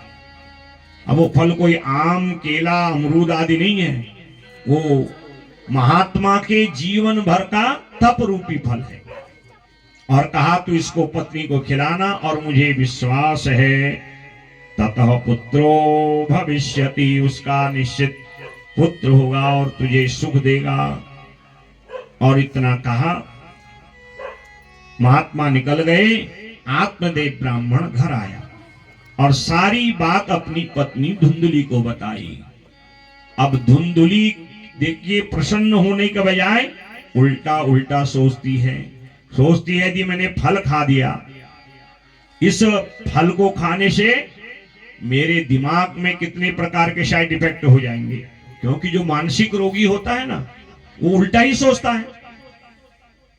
अब सोचती है यदि फल खा दिया, एक तो मैं खा पी करके लालाइन जैसी हुई है, खूब मोटा, और फल खाऊंगी तो गर्भ वृद्धि होगी तो शरीर और भारी होगा, और कहीं ठोकर लग गई, गोविंदाय नमो नमः। कभी गांव में चोर, डाकू, लुटेरे आगे सब भागेंगे, मैं कैसे भागूंगी? एक तो मैं मोटी, उसमें भी सगर्भा। उल्टी सोच जो रखे वही धुंधुली। फिर सोचती है कि इस फल को खाने से जब तक संतान का जन्म नहीं होगा, बड़े नियम धर्म का पालन करना पड़ेगा, और फिर संतान को पालने में बड़ा नियम पालन करना पड़ेगा। फल भक्षेण गर्भस्याम गर्भेणोदर वृद्धिता स्वल्पवक्षम ततो शक्तिर गृह कार्यम कथम भवे। सोचती है फिर घर का काम कौन करेगा, और लालने पालने दुख प्रसूतायाश्च वर्तते। मैंने अपने सखियों सहेलियों से सुना है, जब कोई स्त्री संतान को जन्म देती है तो उसको बहुत प्रकार से कष्ट होता है। ये भैरव जी को कल उधर बांट के आना, ये सब डिस्टर्ब हो रहा है, उधर को बांट के आना इसको कल को, ठीक है? बहुत शोरगुल हो रहा है इससे। तो इस प्रकार जो है लालन पालन में भी कष्ट, और जब जन्म इस संतान को कोई स्त्री देती है तो उसको बहुत कष्ट होता है। यहां तक कि कई बार मां की मृत्यु भी हो जाती है। देखो उल्टा सोच रही हो, जो उल्टी सोच रखे उसी का नाम धुंधुली। और ऐसी संतान मुझे क्या चाहिए जो जन्म लेते ही मुझे मार दे। तो भैया मैं ये सब नहीं कर सकती हूं। और क्या कहती है, बंध्यावा विधवा नारी सुखनी चेति में मति। मैं तो अपने मन से सोचूं, दुनिया में दो ही स्त्री बहुत सुखी है, जो बाज है अर्थात जिसकी संतान नहीं होती, या जिसका पति परलोक चला गया हो। दो ही स्त्रियां सुखी हैं। बताओ, ये भी कोई बात हुई? एवं कुतर्क योगेन तत्फलम नैव भक्षितम। उस फल को किनारे रख दिया, और आत्मदेव अपने पति से कहती है आप अपने काम धंधा करो, मैं अभी नहाऊंगी धोऊंगी तब इस फल को खाऊंगी। टाल दी बात, और सोचने लगी यदि फल नहीं खाया तो पति महाराज को इसका रहस्य पता चलेगा, तब क्या होगा। तो दूर की एक भगनी, उसकी बहन है, एकदा भगनी तस्या तग्रहम स्वेच्छया गता। एक दिन दूर की एक बहन उसकी है जिसकी बहुत संतानें हैं और अभी सगर्भा है, और उसके पास खाने पीने धन की थोड़ी कमी थी। तो ये बहन जब इसके घर आई तो इसने सौदा कर लिया, क्योंकि इसका स्वभाव ही ऐसा था महाराज, बड़ी चंचल है, धूर्त प्रकृति की है, उल्टी बात उल्टी सोच रखती है, इसलिए तो नाम धुंधुली है। बहन से कहती है देख तेरी संतान होने वाली, तेरे पास तो बहुत संतान है ना, मेरी संतान नहीं है, तू अपनी ये संतान मुझे दे देगी और मैं तुझे बहुत सारा धन अन्न, जो मेरे घर में कमी नहीं है, बहुत है, किसी वस्तु की कमी नहीं, तुझे धन मिल जाएगा और मुझे संतान, दोनों का कार्य हो जाएगा। सौदा कर लिया। और कुछ समय के बाद जब इसकी बहन का बेटा हुआ, चुपके से आके दे गई। और एक दिन अपने पति आत्मदेव से कहती है, महाराज जब से ये बेटा पैदा हुआ है ना, तब से मुझे बच्चों को पिलाने के लिए स्तनों में दूध ही नहीं होता। अब दूध कैसे होगा, क्योंकि संतान तो उसकी है नहीं। और कहती है, दूर की मेरी एक बहन थी, उसकी संतान हुई, वो चली गई, क्यों न कुछ दिन में उसके घर हो आती हो, उसका दुख भी कम हो जाएगा और ये बालक को पालने के लिए दूध भी मिल जाएगा। तो इस प्रकार इस रहस्य को किसी को नहीं बताया। और इधर 3 माह बीते, सुंदर गैया को जो फल खिलाया गया था, जो महात्मा का दिया फल था ना, इसने परीक्षा के लिए गौशाला में बंधी गैया को उस फल को खिला दिया। इधर बड़े पुत्र का जन्म हुआ और 3 माह बीतने के पश्चात त्रिमासे निर्गते चातो साधेनु शुशुवेर भकम। 3 माह बीतने पर गैया को एक बछड़े की जगह बालक का जन्म हुआ। है मनुष्य की तरह और कान है इसके गाय की तरह। तो ब्राह्मण देवता ने आज अपने दोनों बेटाओं का एक साथ नामकर्म किया। धुंधुली कहती है, महाराज मेरे बेटा का नाम मेरा जैसा, बाकी छोटे बेटे का नाम तुम जो भी रखो। अब धुंधुली है, उसकी सोच क्या होगी, उसने बेटे का नाम रख दिया धुंधुकारी। अभी भी कोई नाम हुआ बताइए। ब्राह्मण ने छोटे बेटे का नाम गोकर्ण रख दिया। बोले गोकर्ण महाराज की। गोकर्ण के अनेक अर्थ हैं। गो माने होता है इंद्रिय। ये कान क्या है, एक इंद्रिय है, श्रवणेन्द्रिय। जिनके श्रवणेन्द्रियों में कान रूपी इंद्रिय में नित्य भगवान की कथा आती है, जो इन कानों से भगवान की नित्य कथा सुनते हैं। बोले गोकर्ण महाराज की। दोनों बड़े हुए, पिताजी ने चूड़ाकरण किया, गर्भ के बाल निकाले, कर्णवेद किया। और ब्राह्मण के बच्चे हैं तो 8वें वर्ष में यज्ञोपवीत किया। ब्राह्मण को अपने बेटे का 8वें साल में, और क्षत्रिय ठाकुर को अपने बच्चे का 11वें साल में, और वैश्य को 12वें वर्ष में अपने पुत्र का जनेऊ संस्कार, यज्ञोपवीत, उपनयन, वेदारंभ संस्कार करना चाहिए। 8वें वर्ष में दोनों को जो है वेद आदि पढ़ाया, जनेऊ किया, गायत्री मंत्र कान पे दिया। परंतु गोकर्ण जी जिस बात को सुनते थे याद कर लेते थे, और धुंधुकारी जो सुनता था यहां सुनता यहां से निकाल देता। और कथा में भी 2 ही प्रकार के लोग हैं। एक जो यहां से सुन के यहां से निकाल दे, कुछ पल्ले न पड़े, वो आप समझ लीजिए क्या है। और जो दोनों कान से सुने, यहां हृदय में उसको रखे और विचार करके जीवन उस मार्ग पे ले जाए, वही है गोकर्ण। गोकर्ण पंडितो ज्ञानी धुंधुकारी महाखल। गोकर्ण जी तो बड़े विद्वान बने और धुंधुकारी इतना दुष्ट बना। ज्यों ज्यों बढ़ता गया अवगुण आते रहे, क्योंकि इसका जन्म छल कपट से हुआ था। संतान को उत्पन्न करते समय मां की जैसी चित्त वृत्ति वैसी संतान। इसका पालन पोषण ही चंचलता से, दुष्टता से, दुर्व्यवहार से हुआ था, तो इसलिए दुष्ट बना। यहां तक कि 5 वैश्याओं को घर में ले आया। ये 5 वैश्याएं क्या हैं? 5 इंद्रियों के व्यसन ही वैश्या हैं। ये 5 इंद्रियां भगवान में लग गई, गोकर्ण बन गए। 5 इंद्रियां व्यसनों में डूब गई तो धुंधुकारी बन गई। अब विचार हमें करना है, हमें धुंधुकारी बनना है, गोकर्ण बनना है। एक दिन पिता ने इसके आतंक से, इसके क्लेश से, इसके व्यसनों से दुखी होकर के रोना धोना शुरू किया। दोनों हाथ लगाए गाल पर, दोनों नेत्र से जल बरसाने लगे। महात्मा ने सही कहा था, तू 1 जन्म क्या 7 जन्म की बात भी करता है तो तुझे संतान का सुख नहीं है।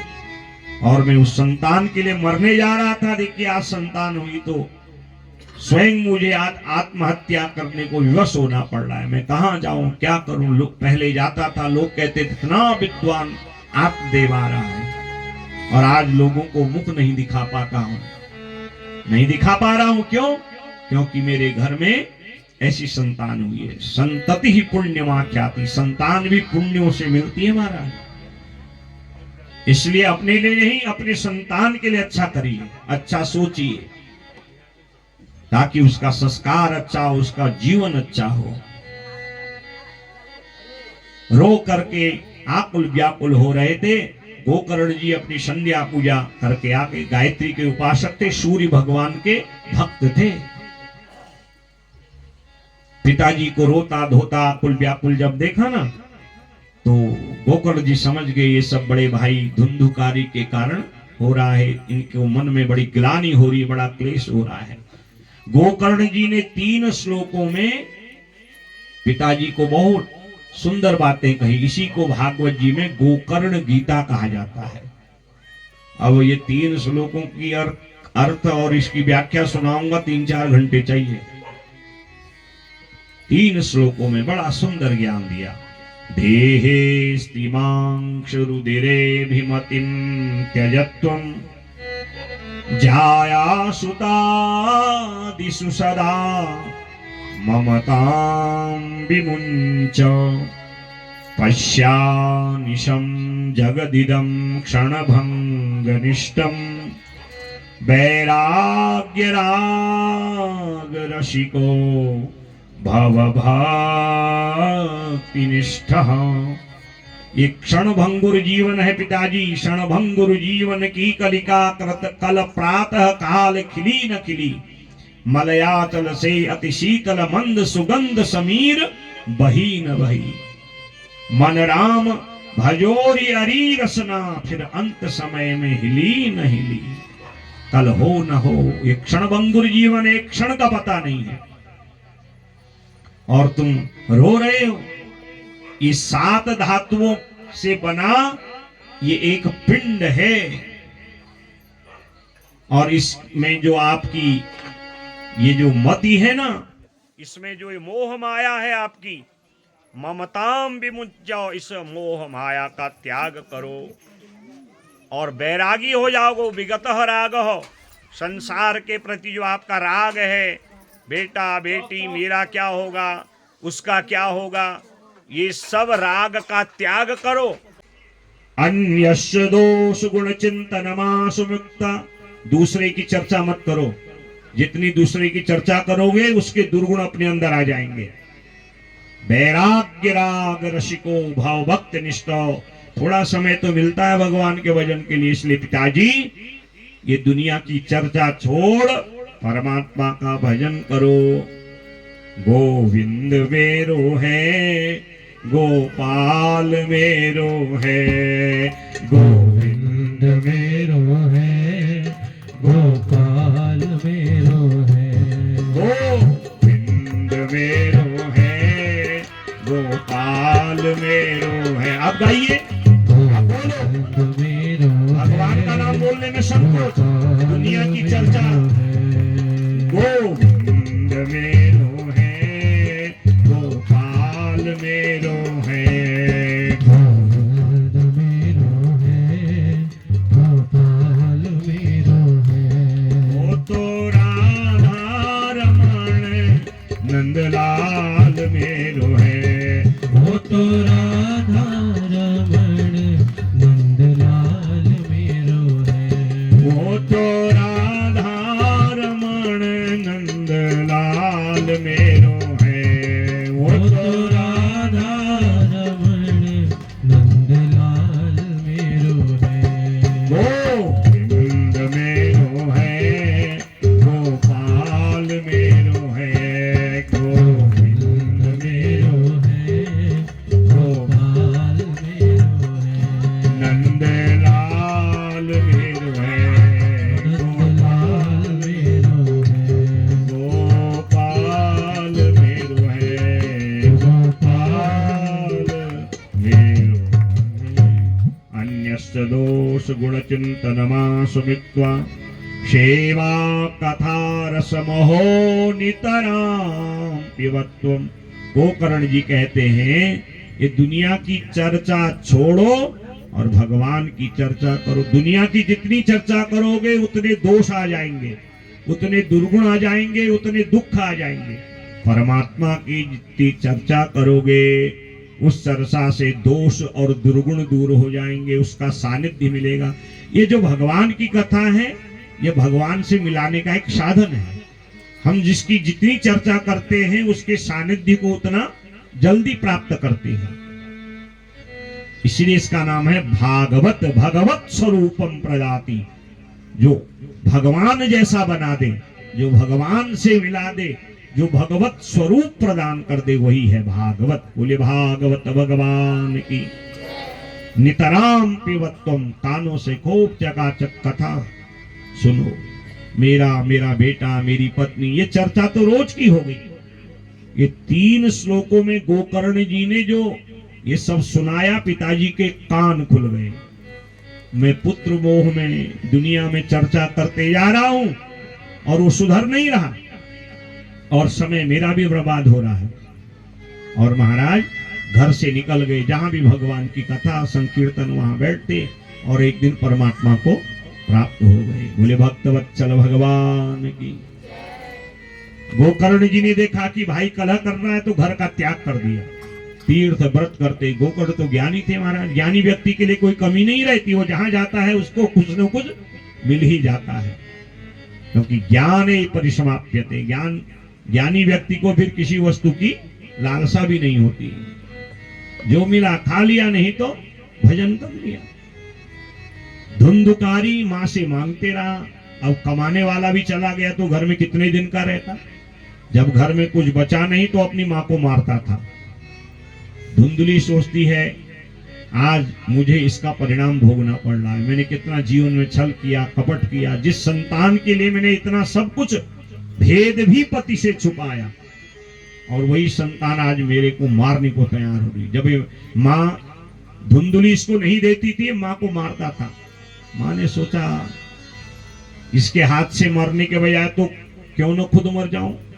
गांव में दूर एक कुआं था, वहां लगाई छलांग, सो धुंधली वहां अपने प्राणों का अंत कर ली। जैसा बीज बोओगे ही तो मिलने वाला है ना महाराज। धुंधुकारी 5 जो वैश्याएं हैं उनकी धन पूर्ति करने के लिए कई बार जो है राजा के महल में जाके, खजाने में जाके चोरी भी कर लाता था। एक दिन 5 वैश्याओं ने देखा किसी दिन राजाओं के सैनिकों ने इसको पकड़ लिया तो हम भी पकड़ी जाएंगे, इसके साथ हमें भी कठोर दंड मिलेगा। धुंधुकारी घर आया, खाया पिया। जब एक खाट पे सो गया, इसको नींद आई तो रस्सी से 5 वैश्याओं ने इसको बांध दिया और जलती हुई लकड़ी से इसकी कुटाई शुरू करी। और जब रोने लगा तो इसके मुख में जले हुए कोयले डाल दिए और तड़प तड़प के धुंधुकारी ने प्राण दे दिए और ये प्रेत योनि में चला गया। अब जिसने कभी माँ की सेवा नहीं की, पिता की सेवा नहीं की, माता पिता का सत्कार नहीं किया, सेवा तो दुनिया की छोड़िए, तो क्या बनेगा? प्रेत ही तो बनेगा ना। गोकर्ण जी को जब पता चला पिता माता बड़े भाई सब चले गए, उनके लिए तीर्थ व्रत गया श्राद्ध किए, तो पिता माता तो तर गए, पर धुंधुकारी प्रेत योनि में भटक करके कष्ट पाने लगा, बड़ा दुखी होने लगा। एक दिन वर्षों के पश्चात गोकर्ण जी भजन करते करते अपने गांव में आ गए। टूटी फूटी झोपड़ी के आगे आए, बचपन याद करने लगे। सायंकाल का समय गायत्री जपने लगे। गायत्री के बड़े उपासक थे। इतने में क्या देखते हैं? सकृन्मेषः सकृत हस्ति सकृश्च महिषो भवत्, सकृत्स्येन्द्रि इंद्रः सकृश्चाग्नि पुनश्च पुरुषो भवत्। कभी कंकाल तंत्र जैसा, कभी हाथी जैसा, कभी भेड़ जैसा, कभी भैंसा जैसा, अलग अलग आकृति को बदलने वाला एक पुरुष दिखाई दिया। सोचा ये कौन होगा जो मुझे डराता है। देखिए जो गायत्री मंत्र जपते हैं उन ब्राह्मणों को किसी से भय नहीं होता। इन्होंने हाथ में लिया जल और जल का छींटा डाला और कहा भाई तू कौन है, क्यों मुझे वह आक्रांत करता है? कस्तुम उग्र तरो रात्रो कुतो यातो दशामिमाम, तेरी ऐसी दुर्दशा क्यों हुई है? ये उग्र रूप को बार बार क्यों बदल रहा है? अपने भाई के वचन को जब इस प्रेत रूपी धुंधुकारी ने सुना तो ये कहता है, अहम भ्राता त्वदीयोस्मि धुंधुकारीति नामतः स्वकीयेनेव दोषेण ब्रह्मत्वं नासितं मया। मैं तेरा ही बड़ा भाई जो हूं, धुंधुकारी हूं। स्वकीयेनेव दोषेण, मेरे ही दुर्गुणों के कारण मैं आज इस प्रेत योनि में कष्ट भोग रहा हूं। मेरा ब्रह्मत्व नष्ट हो गया। ब्राह्मण कुल में जन्म लेके न गायत्री जपा, न संध्या करा, न पूजन किया, न वेद मंत्र पढ़ा, न माता पिता की आज्ञा मानी, जीवन में कभी सत्कर्म अच्छा काम किया ही नहीं, तो प्रेत ही तो बनना था ना। और बड़ा दुखी हूं प्रेत योनि में। सब कुछ है पर खा नहीं सकता। हमारे शास्त्र में कहते हैं, प्रेत का मुख सुई के नोक से भी पतला होता है। भूख प्यास लगे, एक वस्तु हो तो खा पी नहीं सकता, तड़पते रहता है। तो तू तो बड़ा ज्ञानी है, मुझे इस प्रेत योनि से तारने का उपाय कर, सदगति दिला। रात भर गोकर्ण जी को नींद नहीं आई। प्रातः काल उठे, संध्या पूजन किया, उगते सूर्य भगवान को रोक लिया। भगवान सूर्य के सामने अपनी जो है भाई की दुर्गति से बचने का निवेदन किया। तुभ्यं नभो जगत साक्षी ब्रूहि मे मुक्ति हेतुकम, मेरे भाई की मुक्ति का कोई उपाय करिए। सूर्य भगवान कहते, तू हट, मुझे रोक क्यों रहा है, मुझे अपनी संसार यात्रा में लगने दे। अरे तू तो ज्ञानी है, तुझसे कुछ छुपा थोड़ी है, तुझे भागवत कंठ है ना, इसलिए श्रीमद् भागवतान मुक्ति सप्ताहवाचनम कुरु। अपने भाई पितरों की मुक्ति के लिए 7 दिन तक अपने घर में भागवत कथा का आयोजन कर। इस भागवत में बड़ी शक्ति होती है। ये पितरों को तारने में, प्रेतों को सदगति देने में एक बहुत बड़ी औषधि होती है। अब इसमें दोनों का मनोयोग होता है, वक्ता का और श्रोता का। अब वक्ता भाव से सुना रहा हूं मैं, इसलिए आपसे निवेदन कर रहा हूं बीच में। वैसे ही वक्ता यदि रोज स्वाध्याय नहीं करेगा तो उसकी कथा में ओज नहीं होता है, क्योंकि ये कथा मेरे लिए पैसे कमाने का साधन नहीं है। आप ही ने तो पूछा था, महाराज तुवर के रौली, पूछा नहीं पूछा, बताइए, सब पूछते हैं। हमने कहा हमारी कुछ नहीं रहेगी। भागवत को कोई तोल के दक्षिणा दे सकता है क्या, बताओ? भागवत का मूल्य क्या है? 1 दे, लाख दे, 10 लाख दे, तब भी और ये कोई ये नहीं कह सकता ये भागवत का मूल्य है। भले ही आज भागवत व्यापार हो गया है, ज्यादातर मैं देख रहा हूं लोग ठेका दे रहे हैं, वक्ता भी ले रहे हैं। हमसे भी कहते कई लोग, नहीं महाराज ये मेरा स्वाध्याय है, ये मैं ब्राह्मण कुल में, परमात्मा ने मुझे जन्म दिया, ऐसे माता पिता दिए, ऐसे गुरु दिए, और ये इतना सुंदर स्थान दिया। ये व्यापार नहीं है। हाँ ठीक है, आजीविका तो कुछ न कुछ करनी ही पड़ती है। तो जिस परमात्मा की मैं कथा सुना रहा हूं, क्या मैं उस पर इतना भी भरोसा ना करूं कि जो मुझे मिलेगा मेरे परिवार और मेरे संतान के लिए होगा? मैं स्वयं व्यापार करके कथा पे विश्वास न करूं तो मेरी कथा पे कौन विश्वास करेगा, बताइए? इसलिए मैं आपसे निवेदन कर रहा हूं, वक्ता और श्रोता दोनों का मनोयोग कथा में होना चाहिए। शाम को क्या बनेगा, क्या होगा, 8 दिन के बाद हो जाएगा। जो मिलेगा प्रसाद समझ के खाओ और चकाचक भजन करो, बढ़िया मन लगा के पूजा करो, बढ़िया कथा सुनो। मैं तो अपनी कहूं, आप 8 घंटा सुना ना, 8 घंटा सुनाने को तैयार हो। और कई जगह तो हम 6-6, 7-7 घंटा कथा सुनाते हैं। सुनने वाले श्रोता होने चाहिए, क्योंकि मेरे जीवन का लक्ष्य क्या है वो मैं जानता हूं, आपको भी आपके जीवन का लक्ष्य पता होना चाहिए। यही बात को सूर्य भगवान कहते हैं, तू तो वक्ता है, ज्ञानी है, 7 दिन तक मनोयोग से भाई को कथा सुना, मुक्त हो जाएगा। क्योंकि भागवत एक ऐसी औषधि है जो बड़े बड़े बाधाओं का निराकरण करने वाली, प्रेतों को मुक्ति देने वाली है। सारे गांव वालों को बुलाया, गोकर्ण जी ने सूर्य भगवान को विदा किया। और गांव में बांस ज्यादा था ना, तो इसलिए बांस का मंडप बना। अब सब लोग आए, अब ये प्रेत आता कैसे, कहां बैठता? तो बांस अंदर से खोखला होता है और ये एक 7 गांठ वाली बांस में विराजमान हो गया। हम एक बार प्रयागराज गए थे कथा करने के लिए, तो वहां भी बांस की बहुत जो है मात्रा थी, तो सारा मंडप बांस से ही बना था। तो वहां भी ऐसा ही होगा। गणेश पूजन आदि प्रातःकालीन जैसे आपने पूजन किया, स्थापना, भगवान राधा कृष्ण का विधिवत पूजन हुआ, जय जय घोष हुआ, संकीर्तन करके जब कथा आरंभ हुई तो वायु रूप में वह धुंधुकारी प्रेत बांस के पहले छिद्र में प्रवेश कर गया। पहले दिन की कथा हुई। अब हम लोग दुनियादारी वाले हैं, अब कथा में थोड़ा देर होती, कभी 2-4-10 मिनट घर में ध्यान चला जाता है, गाय पे चला जाता है, खेती बाड़ी में, शाम के खाने में, फिर ठंडा भी हो रहा है। अब दुनिया के लोग तो अपनी अपनी मनोवृत्ति से कथा सुनते हैं। अब इस प्रेत का क्या मनोयोग है? आत्म कल्याण का, मुक्त होने का। तो इसने एकाग्रता से, कंसंट्रेशन, एकाग्रता से कथा को सुना। तो पहले दिन कथा में एक विशेष वहां पर आश्चर्य हुआ कि वो बांस की एक गांठ में चट्ट की आवाज आई। दूसरे दिन द्वितीय हनि तथा सायं द्वितीय ग्रंथि भेदनम, तृतीय हनि तथा सायं तृतीय ग्रंथि भेदनम।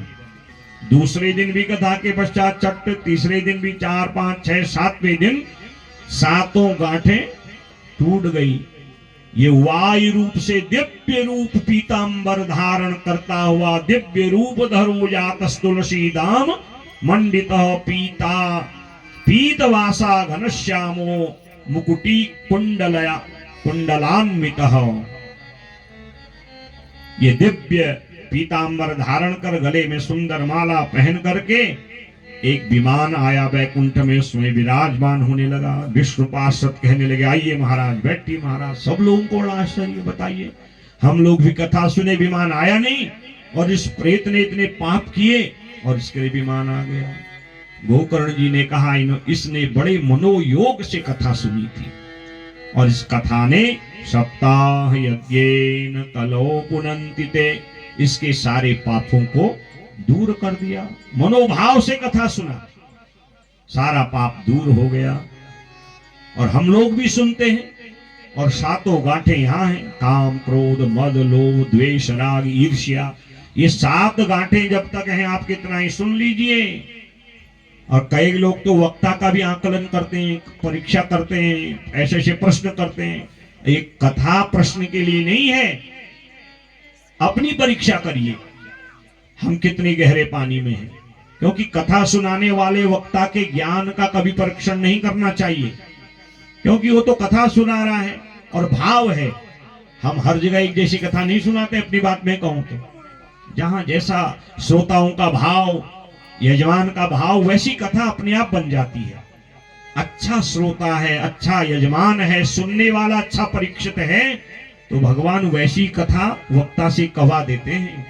और नहीं तो कई जगह तो कथा में मन ही नहीं लगता, बड़ा उच्चाटन हो जाता है। तो यजमान और वक्ता दोनों के मनोयोग पर होता है। गोकर्ण जी ने मनोभाव से सुनाया और इस धुंधुकारी ने मनोभाव से सुना। विमान में जैसे ही बैठने लगा, कहा इस कथा ने तो मुझे मुक्त किया है ना, और मेरा भाई इसका साक्षी है।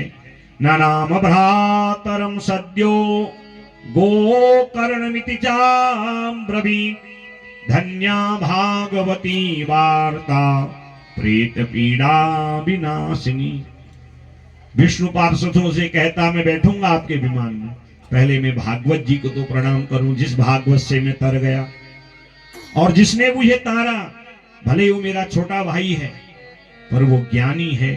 दोनों को प्रणाम किया। बोले भागवत भगवान की, गोकर्ण महाराज की। तर गए इस भागवत के द्वारा, बड़े बड़े तर गए, धुंधुकारी भी तर गया, और दिव्य विमान में बैठ करके विष्णु पार्षद बन करके परम लोक को प्राप्त हो गया। बोले भागवत भगवान की। ऐसी ये भागवत है। सनत कुमार नारद जी से सूत जी सौनकादि महात्मा जो है, सौनकादि महात्माओं से कथा को कह रहे हैं। और एक अध्याय में भागवत की विधि है।